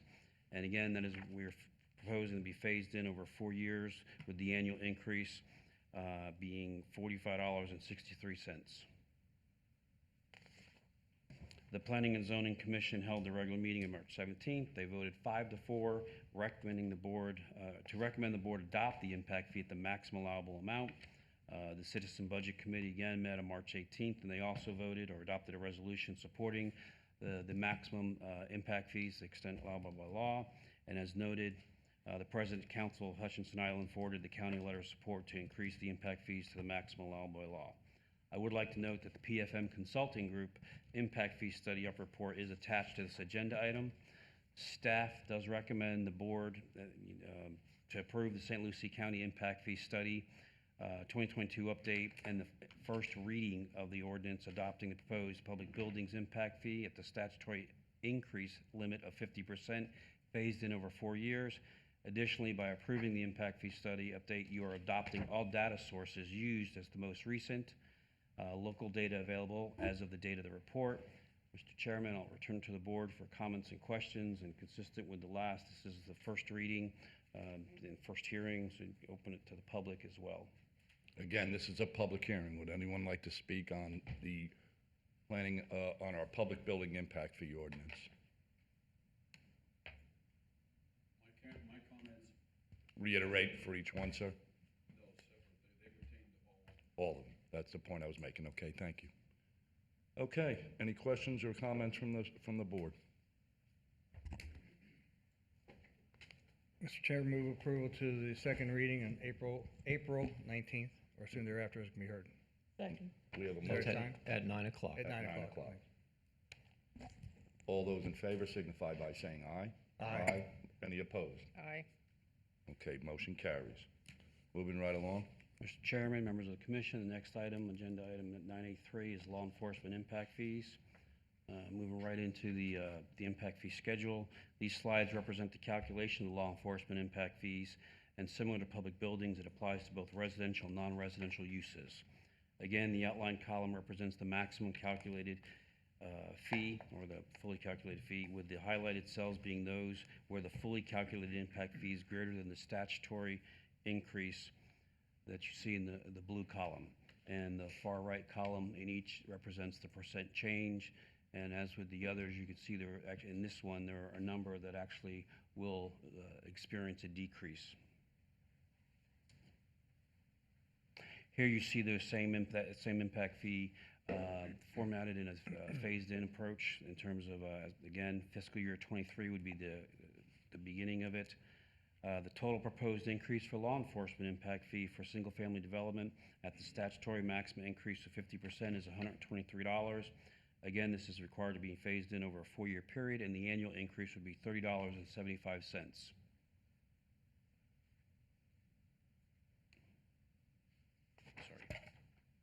Brain cramp. The Planning and Zoning Commission held their regular meeting March 17th, and they voted 6-3 to recommend the board adopt the impact fee at the maximum allowable amount. Citizen Budget Committee met on March 18th. They voted or adopted a resolution supporting the board adopting the maximum allowable by law. And as noted, the President's Council of the Hutchinson Island forwarded the letter supporting the increase of the county impact fees to the maximum allowable by law. To reiterate, I'd like to note the PFM Consultant Group's impact fee study update report is attached to this agenda item. And staff is recommending the board approve the St. Lucie County Impact Fee Study 2022 update and the first reading of the ordinance adopting the proposed law enforcement impact fee rates at the statutory increase limit of 50% over 4 years. Additionally, by approving the impact fee study update, you are adopting all data sources used as the most recent local data available as of the date of the report. Turn to the board for comments or questions, and also to open this hearing for public comment. And this is the first of 2 public hearings on this item. Okay, this is a public hearing. Now, the gentleman from the President's Association carries on each comment that you made prior to all these. And any comments from the board? Again, this is a public hearing. Does anyone like to speak on this subject matter? Seeing none, I'll close public hearing. Chairman, move approval to second hearing on April 19th at 9 a.m. or soon thereafter can be heard. We have a motion. Do I have a second? Second. We have a motion and a second. All those in favor signify by saying aye. Aye. Aye. Opposed? Aye. Motion carries. Continue, John. Mr. Chair, members of the commission, the next item is 9A4, Parks Impact Fees. This slide depicts the current and the proposed impact fee districts. It is proposed to go from the current 2 impact fee districts to 4, which would consist of 3 mainland districts and 1 island district. This is the Parks Impact Fee Schedule. Again, it applies to residential and lodging development uses only. Similarly, as presented for the other impact fees, the top table includes the maximum calculated impact fee in the dark border, and the highlighted cells depict those that exceed the 50% statutory maximum allowable increase. The bottom table is the proposed Parks Impact Fee Schedule implemented at the statutory maximum of 50% increase over the current impact fee. For the total increase is $853, and the 4-year annual phased-in amount is approximately $213.40 per year. So, if you recall, at the special informal meeting, we discussed that this projection is largely reliant upon several project placeholders, as the Parks and Recreation Department is in the process of preparing its proposed implementation plan or schedule, which is obviously subject to your approval in terms of prioritization and timing. This plan is related to the 10-year Parks and Recreation Master Plan the board adopted on January 11th, 2022. And keep in mind, the master plan contemplates approximately $150 million in capital projects and improvements. So just, again, it's until you get the timing together and the projects identified, but you can see there's clearly, insufficient revenues to cover, so that's why they'll have to do prioritize, and you'll be ultimately the ones approving that. This represents the Parks Impact Fee, the history. In 2009, the study was completed, it was implemented, and there was a 180% increase at that time. In 2000, it was a 17, but implemented in 18. It was 15.7% increase, and we were proposing the 50% increase over the 4-year phase-in period. You can see the amount. Again, it's $853.50, a $213 annual increase over the 4 years. The Planning and Zoning Commission held their regular meeting on March 17th. They voted 9-0 to recommend the board adopt the Parks Impact Fee similar to the libraries at a maximum allowable, lesser than the maximum allowable amount. and tied to a price index. Again, providing this just for the context, staff is still recommending that the board approve the maximum allowable increase, which is up to the 50% increase allowed by statute. The Citizen Budget Committee adopted their resolution rather, as mentioned previously. And also, again, just to note, the President's Council applied the letter that they sent from the Hutchinson Island forwarded the letter of support for increasing the impact fees.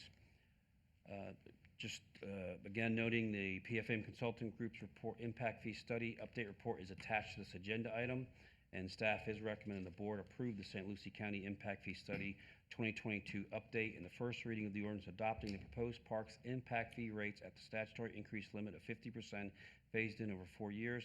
Additionally, by approving the impact fee study update, you are adopting all data sources used as the most recent local data available as of the date of the report.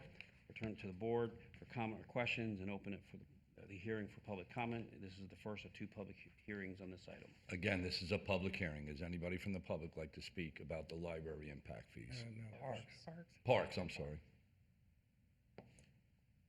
Seeing none, I'll close public comment. Mr. Chairman, move approval to the second hearing on April 19th at 9 a.m. or soon thereafter can be heard. We have a motion by Commissioner Zowski. Second? Second. We have a second by Commissioner Bartz. All those in favor signify by saying aye. Aye. Opposed? Aye. Motion carries. Mr. Chairman, members of the commission, the next agenda item 9A5 is road impact fee study update. Tyndale Oliver, now known as Benesh, completed the county's road impact fee study update, of which the study is provided as an attachment to this agenda item. The board will recall that Negan Camp with Tyndale Oliver presented their findings on January 11th, 2022 at a special informal board meeting, and she's here today to answer any technical questions the board may have. The board held, in addition to that special informal meeting, the board held special informal board meetings on February 22nd and on March 29th on impact fees. The county held 2 public workshops, an in-person workshop on February 3rd and a virtual on February 9th. We created, as mentioned before, the impact fee webpage and uploaded the impact fee study, the calendar of events, and we included the impact fee workshop recordings. And finally, there was an electronic form created to solicit public comment. You've received public comment that has been entered into the public record, comments from both St. Lucie Transportation Planning Organization as well as the City of Port St. Lucie. Those comments that were provided were addressed in the report that you have that's currently draft. It will be finalized after this evening, for the purposes of the next meeting. Recall, currently you have, the county has 4 impact fee districts. There are 3 island districts and 1 mainland district. This was obviously an issue that was brought to our concern, and you directed staff and our consultant to evaluate the impact fee zones. That was done, and we have devised proposed road impact fee zones, of which there are 3 mainland districts and 2 island districts. This is just a larger map. For people like me, it's a little bit harder to see the smaller map.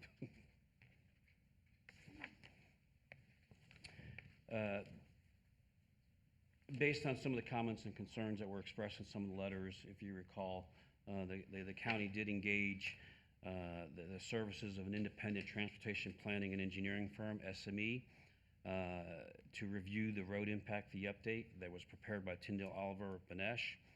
And they, in addition to reviewing the methodology and the calculations and analyzing the travel, and they ran their own models independently. They also explored other methods to evaluate the vehicle miles traveled, which is the basis for the calculation of the demand part of the impact fee. And they determined that the models that were run, they produced the same vehicle miles travel outputs for the county, state, and city roadway links within St. Lucie County exactly, within a small variation. And more importantly, their final determination was that the methodology and the process is correct, valid, and can be duplicated. And we think that's important to note. So with that, the fully calculated and the maximum allowable impact fee is demonstrated on this slide. For a single-family residence less than 2,400 square feet, the current impact fee in the mainland is $5,130. Our consultant has calculated the full impact to be $8,708. and the maximum allowable increase at the 50% statutory requirement or allowable amount is $7,695. Staff is recommending, and we'll show it, implementing it at 75% of the maximum allowable rate, or rather providing a 25% discount of the maximum allowable rate, and the increase to single-family home less than 2,400 square feet would be $641. This would be required, again, to be phased in over 4 years. Actually, be only really required to be phased in over 2 years because it's actually at 12.5%, but we are still recommending for consistency to do it over 4 years. And the annual increase would be $160.25. This, again, these are the single family and lodging, but it applies to obviously all of our land uses, and this slide represents the remaining land uses, again, including the fully calculated, and the maximum allowable, and it also shows in the far right column the 25% reduction. And it provides greater detail, and these are all found in Appendix D of the road impact fee study update.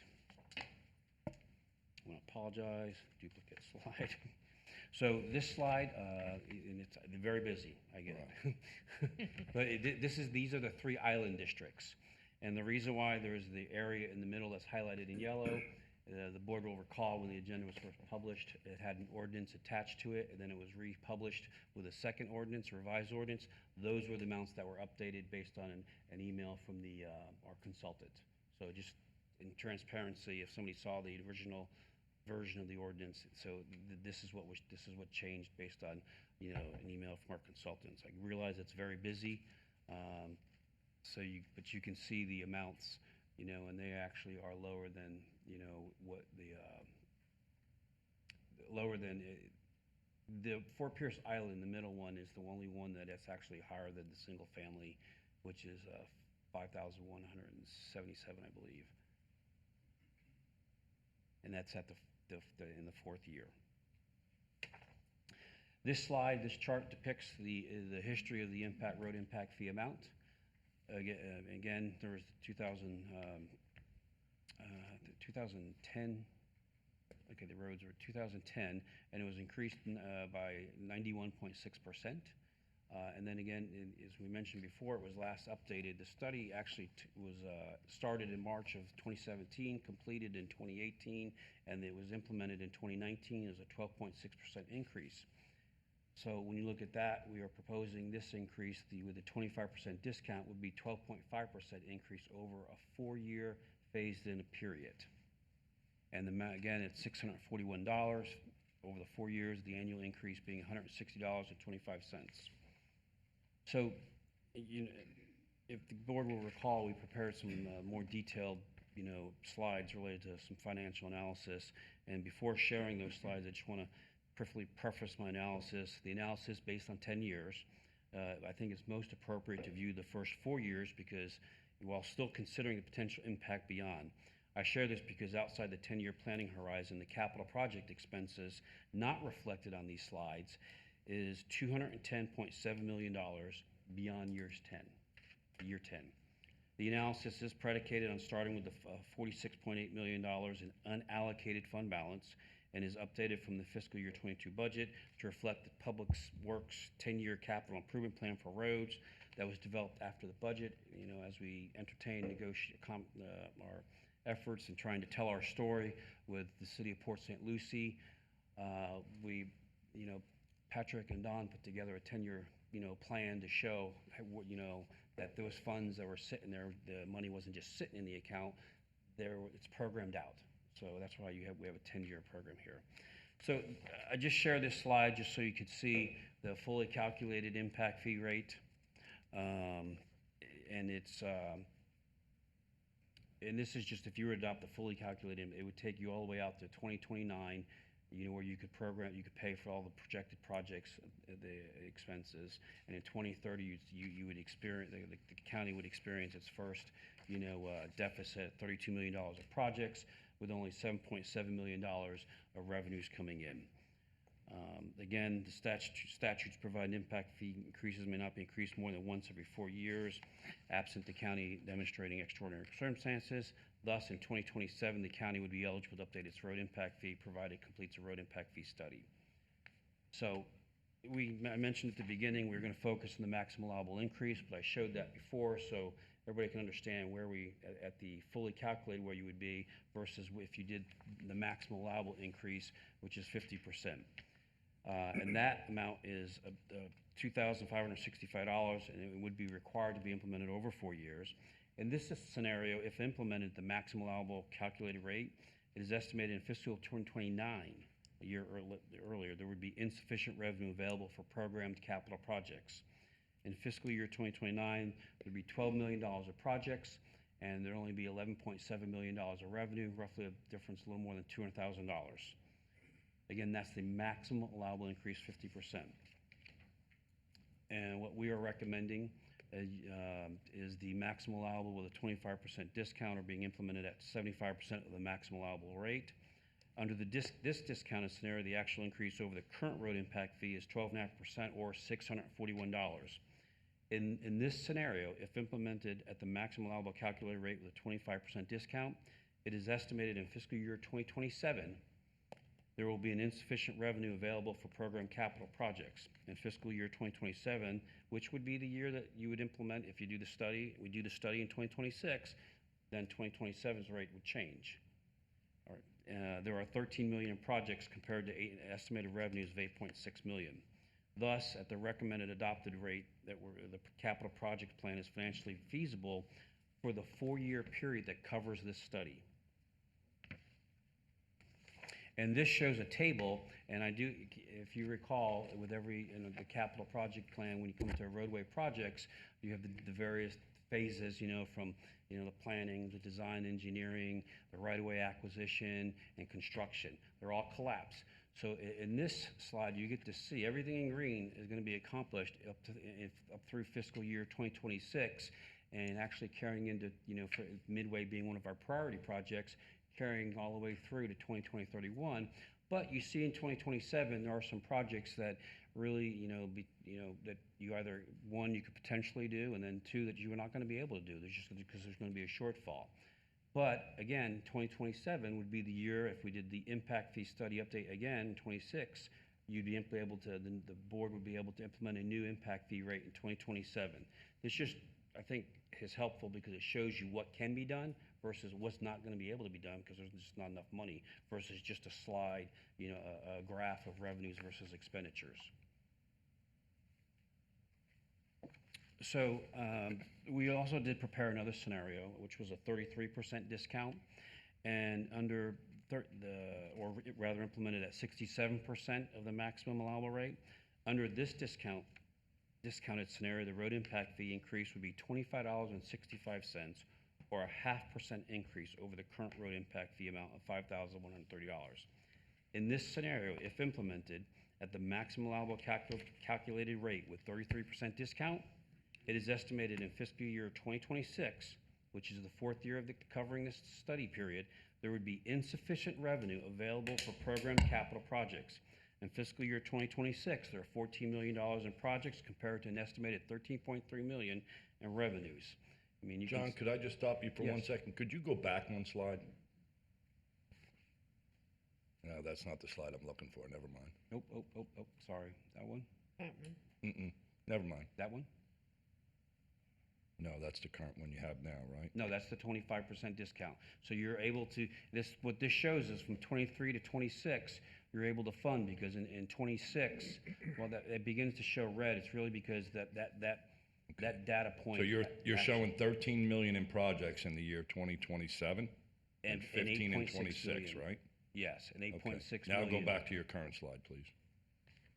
So here you're showing, again, you still have that 13 million, but you have 5.3, but actually in 26, you have 14 million in projects and only 13.3 million in revenue. So see, that's where you got me, because on the other slide, you had 15 million in 2026. On this slide, you have 14 million. Okay, let's go back. No, it's 26. Okay, well, the project, the number is 14. Black, the black number is the actual expenses. Okay, thank you. So it's just the way they cross over right there. So that's understood. Why, and then the red, the green or the red is the revenue. You went from top to bottom, bottom yes, to top. Thank you. It's a busy slide, and I know, just want to, and Just again, trying to stay with 2027 it. is when you'd be eligible to update or 2026, you could update it with an implementation beginning of 2027, so but you'd still have 2026 that you would not be able to meet the needs of the program. And this shows the 33% discount. As you can see, what it impacts Midway Road immediately. When you look at, because you're investing in Glades and these other roads, you're going to complete those, but with the 25% discount, you can carry through on Midway Road at the $2 million to get leading all the way up to the point. And we know it's a priority project, and I know you've received a copy of the letter from FDOT where the county, FDOT is willing to allow the county to accelerate that project, and then the FDOT would pay us back at the same time. But this shows where it could be problematic in the future. Yep. And essentially, Mr. Chair and Commissioners, you're living off of your reserves at this point. That's how you're getting these projects done. And once those are spent, then you're in a deficit situation. Understood. Thank you.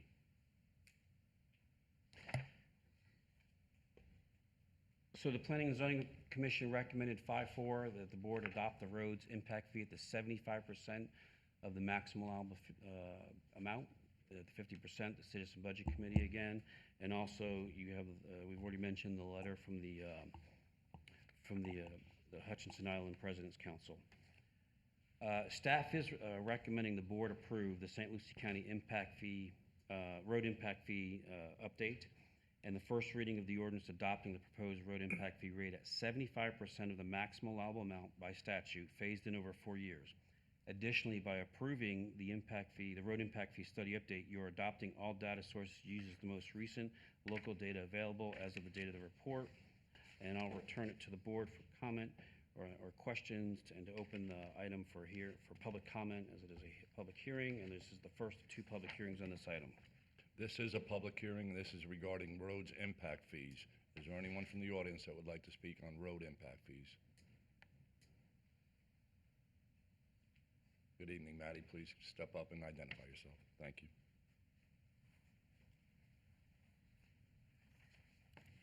Good evening, Maddie Williams. I reside at 631 Preston Lane in Port St. Lucie. I've been a St. Lucie County resident for 32 years, and I'm also here representing the Treasure Coast Builders Association. So I just have a few comments. I do want to compliment the staff. They've worked really well with us through this whole process, and what they're proposing is fair and equitable for the most part. We don't have any heartburn with 3 out of the 4 of these particular impact fees. But my comments are, safe, decent, affordable housing provides fundamental benefits for the essential well-being of our families and our community. Yet owning or renting a suitable home is increasingly out of the financial reach for many households, and most of those households include the workers who build the homes. 46% of St. Lucie County residents are housing cost burdened. This means that nearly half of our community is spending more than 30% of their household income on their housing costs. Currently, a 2-bedroom, 2-bath cost to rent in St. Lucie County is between $1,400 and $1,700 a month. To afford this cost, a wage earner needs to earn between $24 and $27 an hour. These numbers come straight from the United Way Alice report. In today's market, with limited supply of land, a shortage of skilled labor, and rising fees, these are all contributing to the higher price, which is of course passed on to the end user. The builders aren't paying these fees. These are being paid by the new county residents. In fact, the total regulatory requirements alone account for between 25 and 30% of the cost of constructing a new single-family home. I understand that that is not just these 4 impact fees that we're talking about tonight that are under your control, but it's all of the regulatory fees that are put on the new homeowners here. We continually talk about the need for attainable workforce housing. Please consider those needs as you vote on April 19th to raise the cost of the housing. And I know the county, I want to make a note, the county was approved for a grant for a special needs assessment by the Florida Housing Coalition. And I hope that the affordable, attainable workforce housing is the main topic of that meeting that you're going to have with City of Port St. Lucie, as well as the City of Fort Pierce. Thank you for your time. Thank you, Ms. Williams. Any other public comment? Seeing no other public comment, I will close public comment and I'll defer to the board. Chair, move to the second hearing on April 19th at 9 a.m. or soon thereafter can be heard. We have a motion by Commissioner Zadowski. Do I have a second? Second by Commissioner Bartz. All those in favor signify by saying aye. Aye. Opposed? Aye. Motion carries. So, Mr. Chairman, this will be the last slide, and members of the commission, this is the last slide on the impact fee rates this evening. In large measure, it's in response to a question raised by both P&Z Commission and this board at the March 29th Special Informal. I mentioned at the outset that at the presentation how the county controls a few components of the overall impact fee equation, specifically library, parks, roads, and to a degree, the public building impact fees. On a countywide basis, the county's portion of total impact fee is $7,927. That if you were to adopt the rates as we proposed, and that would be 51% of the countywide impact of because of the sheriff's office, fire district, and the education. This table does not include the city levied impact fees. For instance, for the same amount, approximately $1,900 additional in Fort Pierce, and $6,100 additional for Port St. Lucie. And when I say that, it's important to note that, you know, for development within the city of Port St. Lucie, keep in mind our road impact fee with the proposed impact fee schedule, which is a decrease, is going to reduce by $3,160. In that case, the county's portion of the cumulative impact fees would reduce to roughly $4,700 out of the overall amount. And it's just trying to put some context because it's a valid point that Maddie raises. And I think the county is being responsible by going to the maximum allowable and phasing in over 4 years because we know the capital needs exist.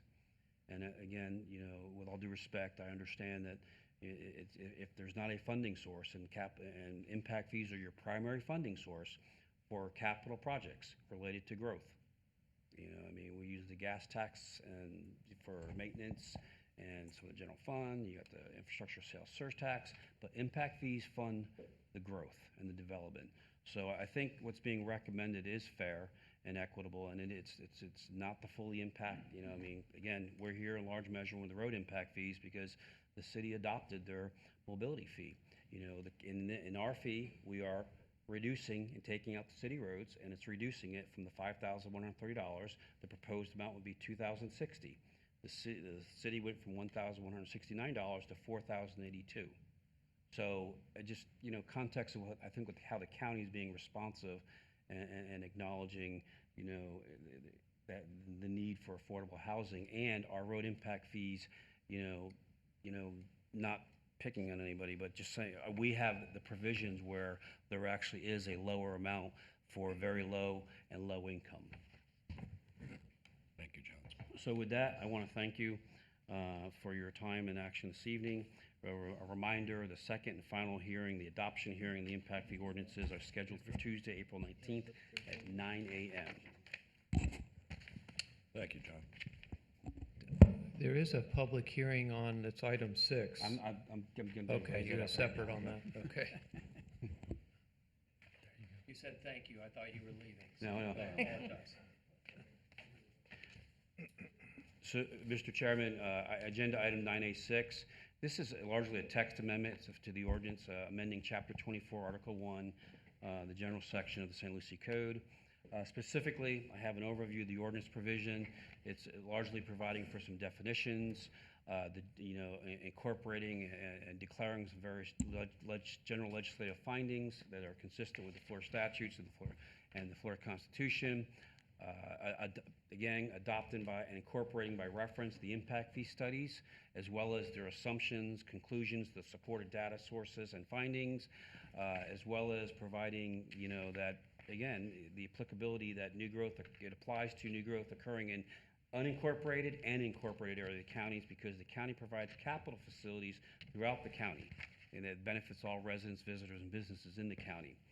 including those within the municipal limits and serving municipal residents and businesses. And the last section is, it provides for enabling language for an alternative impact fee and a process. So in other words, if you have an applicant that says, I think your impact fee study is wrong as it relates to my development, they could go out and do, an alternative impact fee calculation. They could hire we'll say transportation planning engineer, submit their study, and demonstrate whether or not their impact fee should be at a lower rate than what our impact fee study suggests. So that's the gist of it. It's a textual amendment, and Definitions. And so the staff has just recommend the board approve the first reading of the ordinance amending Chapter 24, Article 1 in general of the St. Lucie County Code, adopting sections related to general definitions, general legislative findings, impact fee studies, applicability, and alternative impact fee. Again, this is a public hearing. Would anyone like to speak on this subject matter? Seeing none, I'll close public comment, and I'll take direction from the board. Chairman, move staff recommendation to the second hearing on April 19th at 9 a.m. or soon thereafter be heard. We have a motion by Commissioner Zadowski. Do I have a second? Second. We have a second by Commissioner Bartz. All those in favor signify by saying aye. Aye. Opposed? Motion carries. At this time, we're going to take a small break, and we'll reconvene in 10 minutes. And Mr. Chair, just before you do, I just want to thank John. It has been a team effort with our consultants, Tyndall Oliver, PFM, John, and Joseph Bader, our legal staff, Mr. McIntyre and his team, our outside counsel.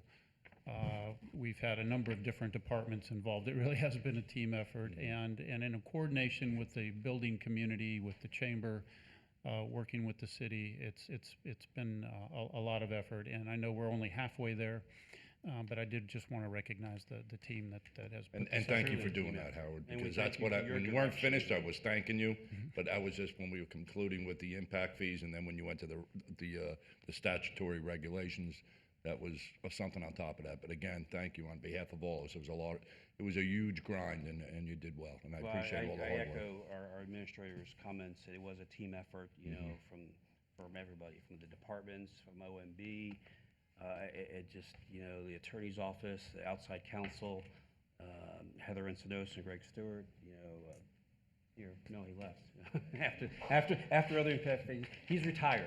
Mr. Shriver is retired, and this is his last swan song in the impact fee world. Well, So, and but again, then John, on also behalf of all of He us, retired a month ago. thank you. And he came back. Yep, and he came back. Yeah. Again, thank you, and we'll take a 10-minute Thank you. recess. Thank you.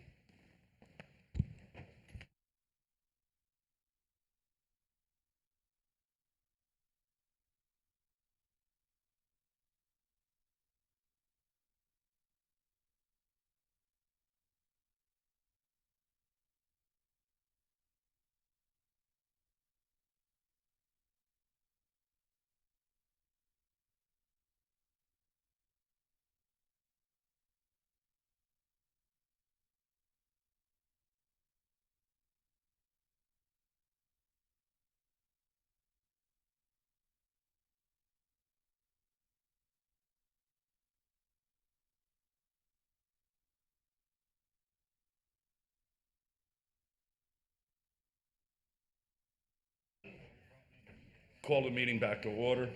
We'll go under regular agenda, item 10A1. Mr. McIntyre? Thank you, Mr. Chairman. This item relates to the Economic Development Ad valorem tax exemption. You previously approved putting on the ballot, the November 8th ballot, a question. Just a quick background. This is really, I think, the fourth time we put this on the ballot. First time in 1992. It goes every 10 years, so 92, 2002, 2012, and then 2022. So we do have a couple of suggested changes just for clarification on the ballot language. We want to add, just for clarification, for a period not to exceed 10 years, because that's what the statute says. And then we also want to add the word local.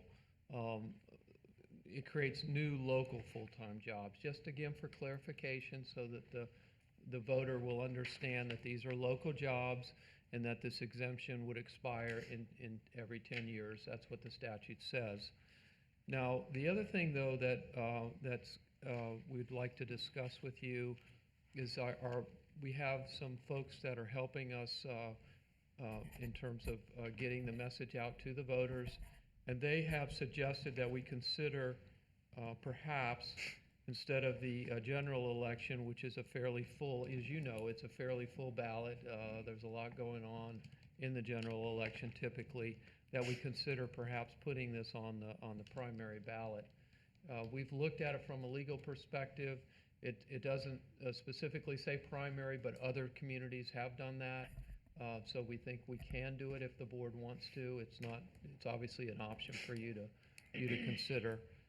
So in terms of the recommendation, we would recommend that you adopt the resolution that would add the language that I talked about, the 10 years and the local language. And then if you have any direction about the primary, I need to know that now, because we would, to say as an example, if the majority of the board wanted to go the primary, you would need to amend the motion to reflect. I believe the primary is in August this year. I'm not sure of the exact date, but we'll. Late August. Late August. We'll get that exact date. If not, obviously, we'd keep it on November the 8th with the general election. So the Right. board may want to discuss that issue. Mark, did you want to say something before we discussed it? Yeah, thank you, Mr. Chair. Mark Satterley, I'm sorry. Members of the board, yeah, Mark Satterley, Deputy County Administrator. As Dan McIntyre mentioned, you know, we've had a little bit of a coalition of partners you know, the county is very limited in what we can do. You know, we are limited very much to just educating the public, you know, on a factual basis that this is on. But we've also have, you know, potential private partners that, you know, might be able to advocate. And so we've been meeting with them. We've also brought on Vancore Jones Communications, you know, to help us in the communication efforts. They helped with the City of Port St. Lucie's successful initiative last December. Steve has also helped us with the half-penny sales tax in 2018. Also helped the Children's Services Council when that was established back in the day. So Vancore Jones, they did the polling in January for this, for the county's effort, and it polled at about 60%. So his original recommendation to the county was to just go in the general, that because it's a fairly large ballot, and there's a lot of support, that it would get support from, from both parties and from independents, and felt fairly confident. However, with our partners, there was a recommendation that because there would be a smaller voting pool in the primary, that the dollars that they might be able to put towards their effort would be more effective. So we've had a debate going back and forth. Our consultant is, he thinks, we're in pretty good shape either way, but just, in respect for, for the opinions of, from fairly experienced, local folks, that we thought it would at least be worth having the conversation with the board that, if you would, want to consider going to the primary, as Dan said, that we would have to amend the changes that we've got to the ballot language. We could include that as well. Well, what that also would do, it would put a surety into the market. You have developers that are waiting in the wings, and we have people that are trying to make some moves here in the county now. So if we did that, perhaps it would be the sooner the better. It would give more surety to the developers if we did it in August instead of waiting September, October, November. Commissioner, there are, pros and cons to each one, and we're kind of wanting to, kind of get the sense of the board. We're gonna do our best job, no matter where we go. If we go in November, we're gonna do our all-out best, just as we always do, to be successful. Okay. Any conversation here from the board? Mr. Chair. Mr. McIntyre, you gave a couple of wordsmithing elements to that. We are limited to 75 words, correct? And if so, has that been calculated in the adjustments? Yes, sir. Okay. All right. And to be clear, not only is this for local, it's also for the targeted industries as defined by the state. Is that correct, Mark? Yes. Yeah. There's a fairly, I wouldn't say it's real tight, but there's limited. It's a narrow focus. Yeah. Okay. Correct. All right. Thank you. I think it's, the wage level and the things of that nature, targeted industries. And also just to let the people in the audience know that if these developers don't, or these businesses don't adhere to everything they promise to do, we're not on the hook. They have to pay the full impact, correct? That's correct. Thank you. All right, any other conversation? from the Mr. board? Chair, to your point, and it's a good point, is these are performance-based incentives. And so the company has to add the jobs, and then they have to make the capital expenditures and investments. And the guaranteed wages. And the wages have to meet the goal and target that has been approved. And if they don't, then they don't get the incentive. That was a great point to make. Thank you. Mr. Chair, the other thing that I would just like to mention again for the public, that not only does this bring businesses to this community, it certainly helps us expand and work with our existing businesses. And I think that that's important, that people know that we are not just constantly trying to bring everybody in, but we are trying to keep the businesses that we already have here. That's evidenced by Phoenix Metals, Pursuit. Absolutely. Maverick, A1 Trust, pick one. So all of those have been a focus. And a long time ago, probably 12, 15 years ago, it wasn't that way. It was more of a focus on the outside. And the boards back then said, look, we need to change that conversation moving forward. And I think it actually moved toward the 2012 referendum. And that's when that changed from the board to move that forward to make it more appealing for the current businesses to participate. All right, what's the will of the board? I mean, for me, I think that it's not up to us to decide. Obviously, it's up to the voters, and that's what we're doing. We're allowing the voters to have the opportunity that if it has proven itself in the last 10 years, then they will give the opportunity moving forward for another 10 years. And if not, then they make that decision. So I'm happy to make a motion to move it forward to the primary ballot. We have a motion by Commissioner Townsend for the language which you'll help us with there, Dan. Well, yes, sir, the language is in there, but I will just change, if the motion passes, I'll change the date of the election from November 8th to whatever the August primary date is. I believe it's August 23rd. August 23rd. I'll second that. And we have a second by Commissioner Bartz. All those in favor signify by saying aye. Aye. Aye. Opposed? Motion carries. The ballot question will be on August 23rd. 23rd. Thank you, Mark. Okay, resolution number 2022057, Project Bullet. Right. Thank you, Mr. Chairman.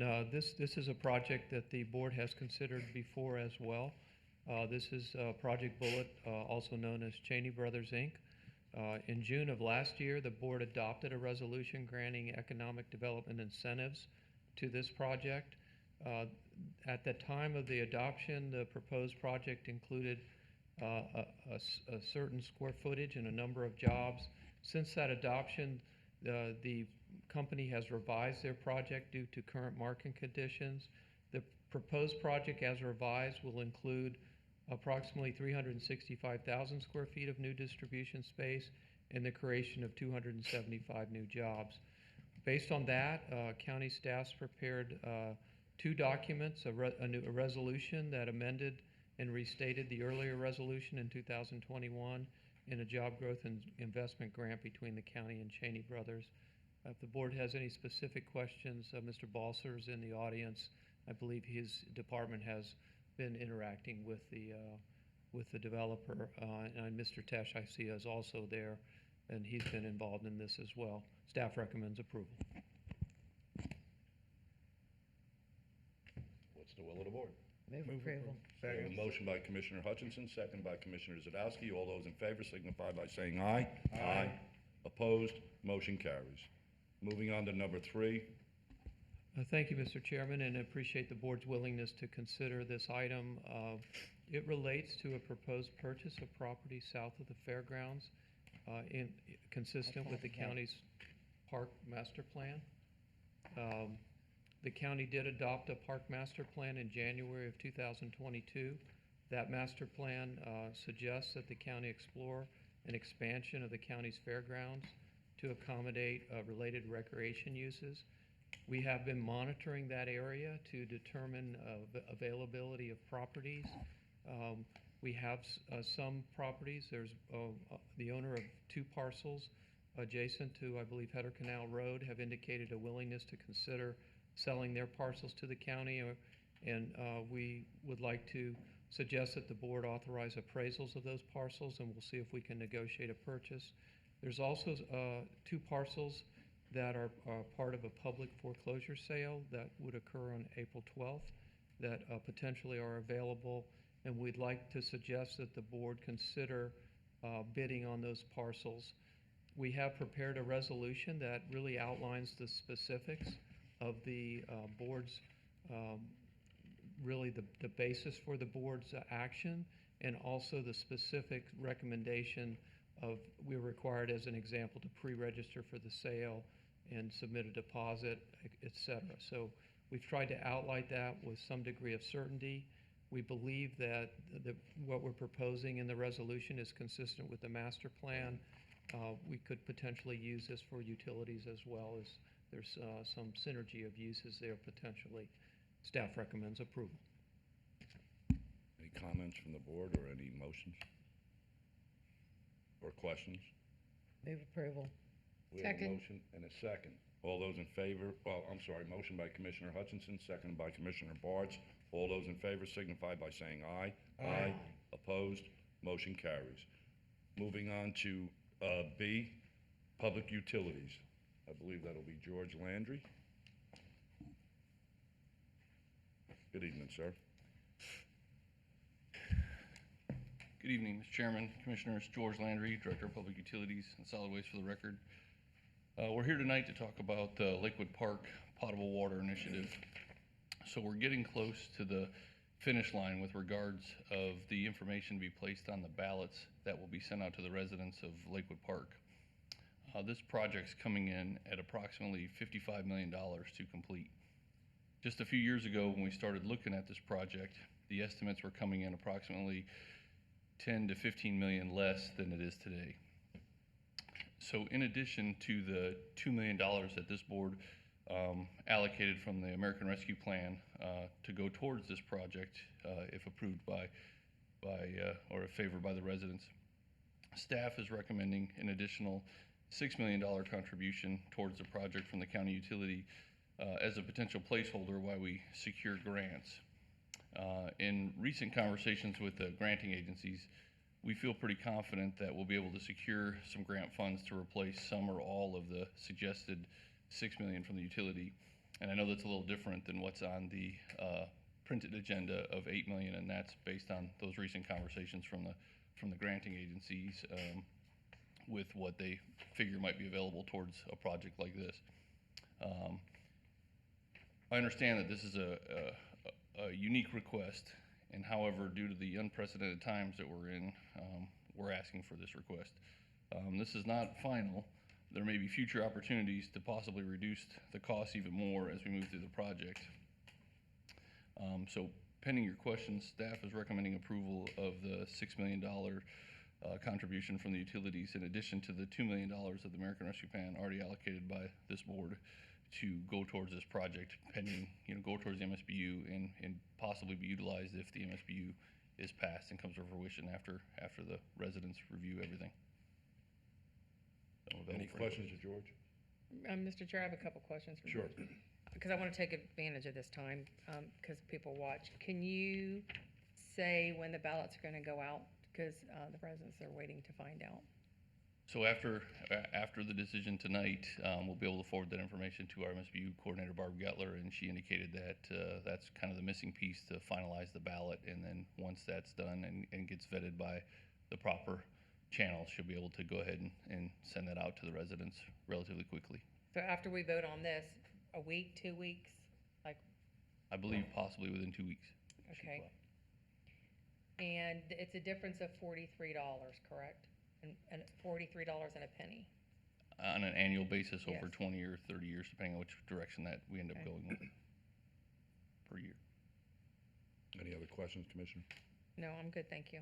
Any other questions? Just a couple of comments. Number one is that this has been long sought after by the residents, and a family member was attempting to purchase a home there, and the amount of cost for the softeners and the salts and the uptake, maintenance of the appliances that use water is extremely high. And so a lot of those folks are saying, "Give me that clean water," because I don't want to have gray clothes anymore and Gray hair. Yeah, so this is sorely needed. There's some other areas of the county we need, and this is a great opportunity for us to move forward and provide good potable water to the community and increase the values of their properties and provide great service of life, health, and safety. As we always Is that a do. motion, Mr. Zadowski? As a motion to approve. We have a second. Second. We have a motion and a second. All those in favor signify by saying aye. Aye. Opposed? Congratulations, George. What Mr. Chair, I want to just make a comment, because I think it's important for the residents to know that, correct me if I'm wrong, George, generally in the past, whenever the connection fees have gone into water projects, it has not went back into this. This is one of the first projects that it's actually going into, correct? Mr. Chair, Commissioner, you are correct. This is a unique request. It's not a normal function that we do, and it's something, because those connection fees usually go towards the water plant itself to guarantee their capacity at the plant. However, we understand the need, and with the inflation and the cost estimates, we're asking for this. And we are still going to be able to go out for other grants. Yeah, yes, ma'am. I know the No, residents good. watching, I want them to Yeah, understand. It's important, and I Thank you. appreciate you bringing that up. Thank you, George. Thank you. Thanks. Now get to work. And we'll go on to Mr. Tipton. Will you handle number 11, announcements? I will do that, sir. St. Lucie County is launching a beach basket pilot program, which is literally using the power of the crowd, people on the beach to help us clean up. And the pilot will be kicked off Saturday, April 9th at 9 a.m. at Pepper Park. The board will hold its next informal meeting on Tuesday, April the 12th at 9 a.m. here in these chambers.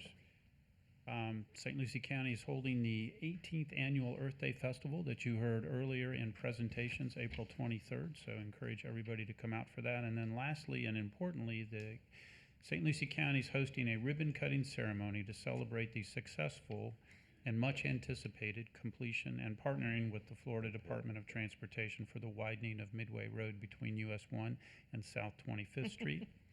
That road is completed, and we have an event that's free to the public that will be held on April 26th at White City Park, which is 1801 Midway Road, and that begins at 9 a.m. The road turned out great. The lighting, the landscaping, everything is just turned out great. So it's a great time and a great project to celebrate. Thank you, Howard. Before we adjourn, Commissioner Townsend, you wanted to say a few words? I do, thank you. I just wanted to say thank you, Mr. Tipton. At the beginning of our meetings, you always find the perfect words to just include in our prayers. And we are a county that recognizes that, and I hear it from the residents even, that it's meaningful. And I know that you put a lot of thought into that before each week whenever you go to prepare. So I just want to say thank you for always knowing what is appropriate in the times that we're going through.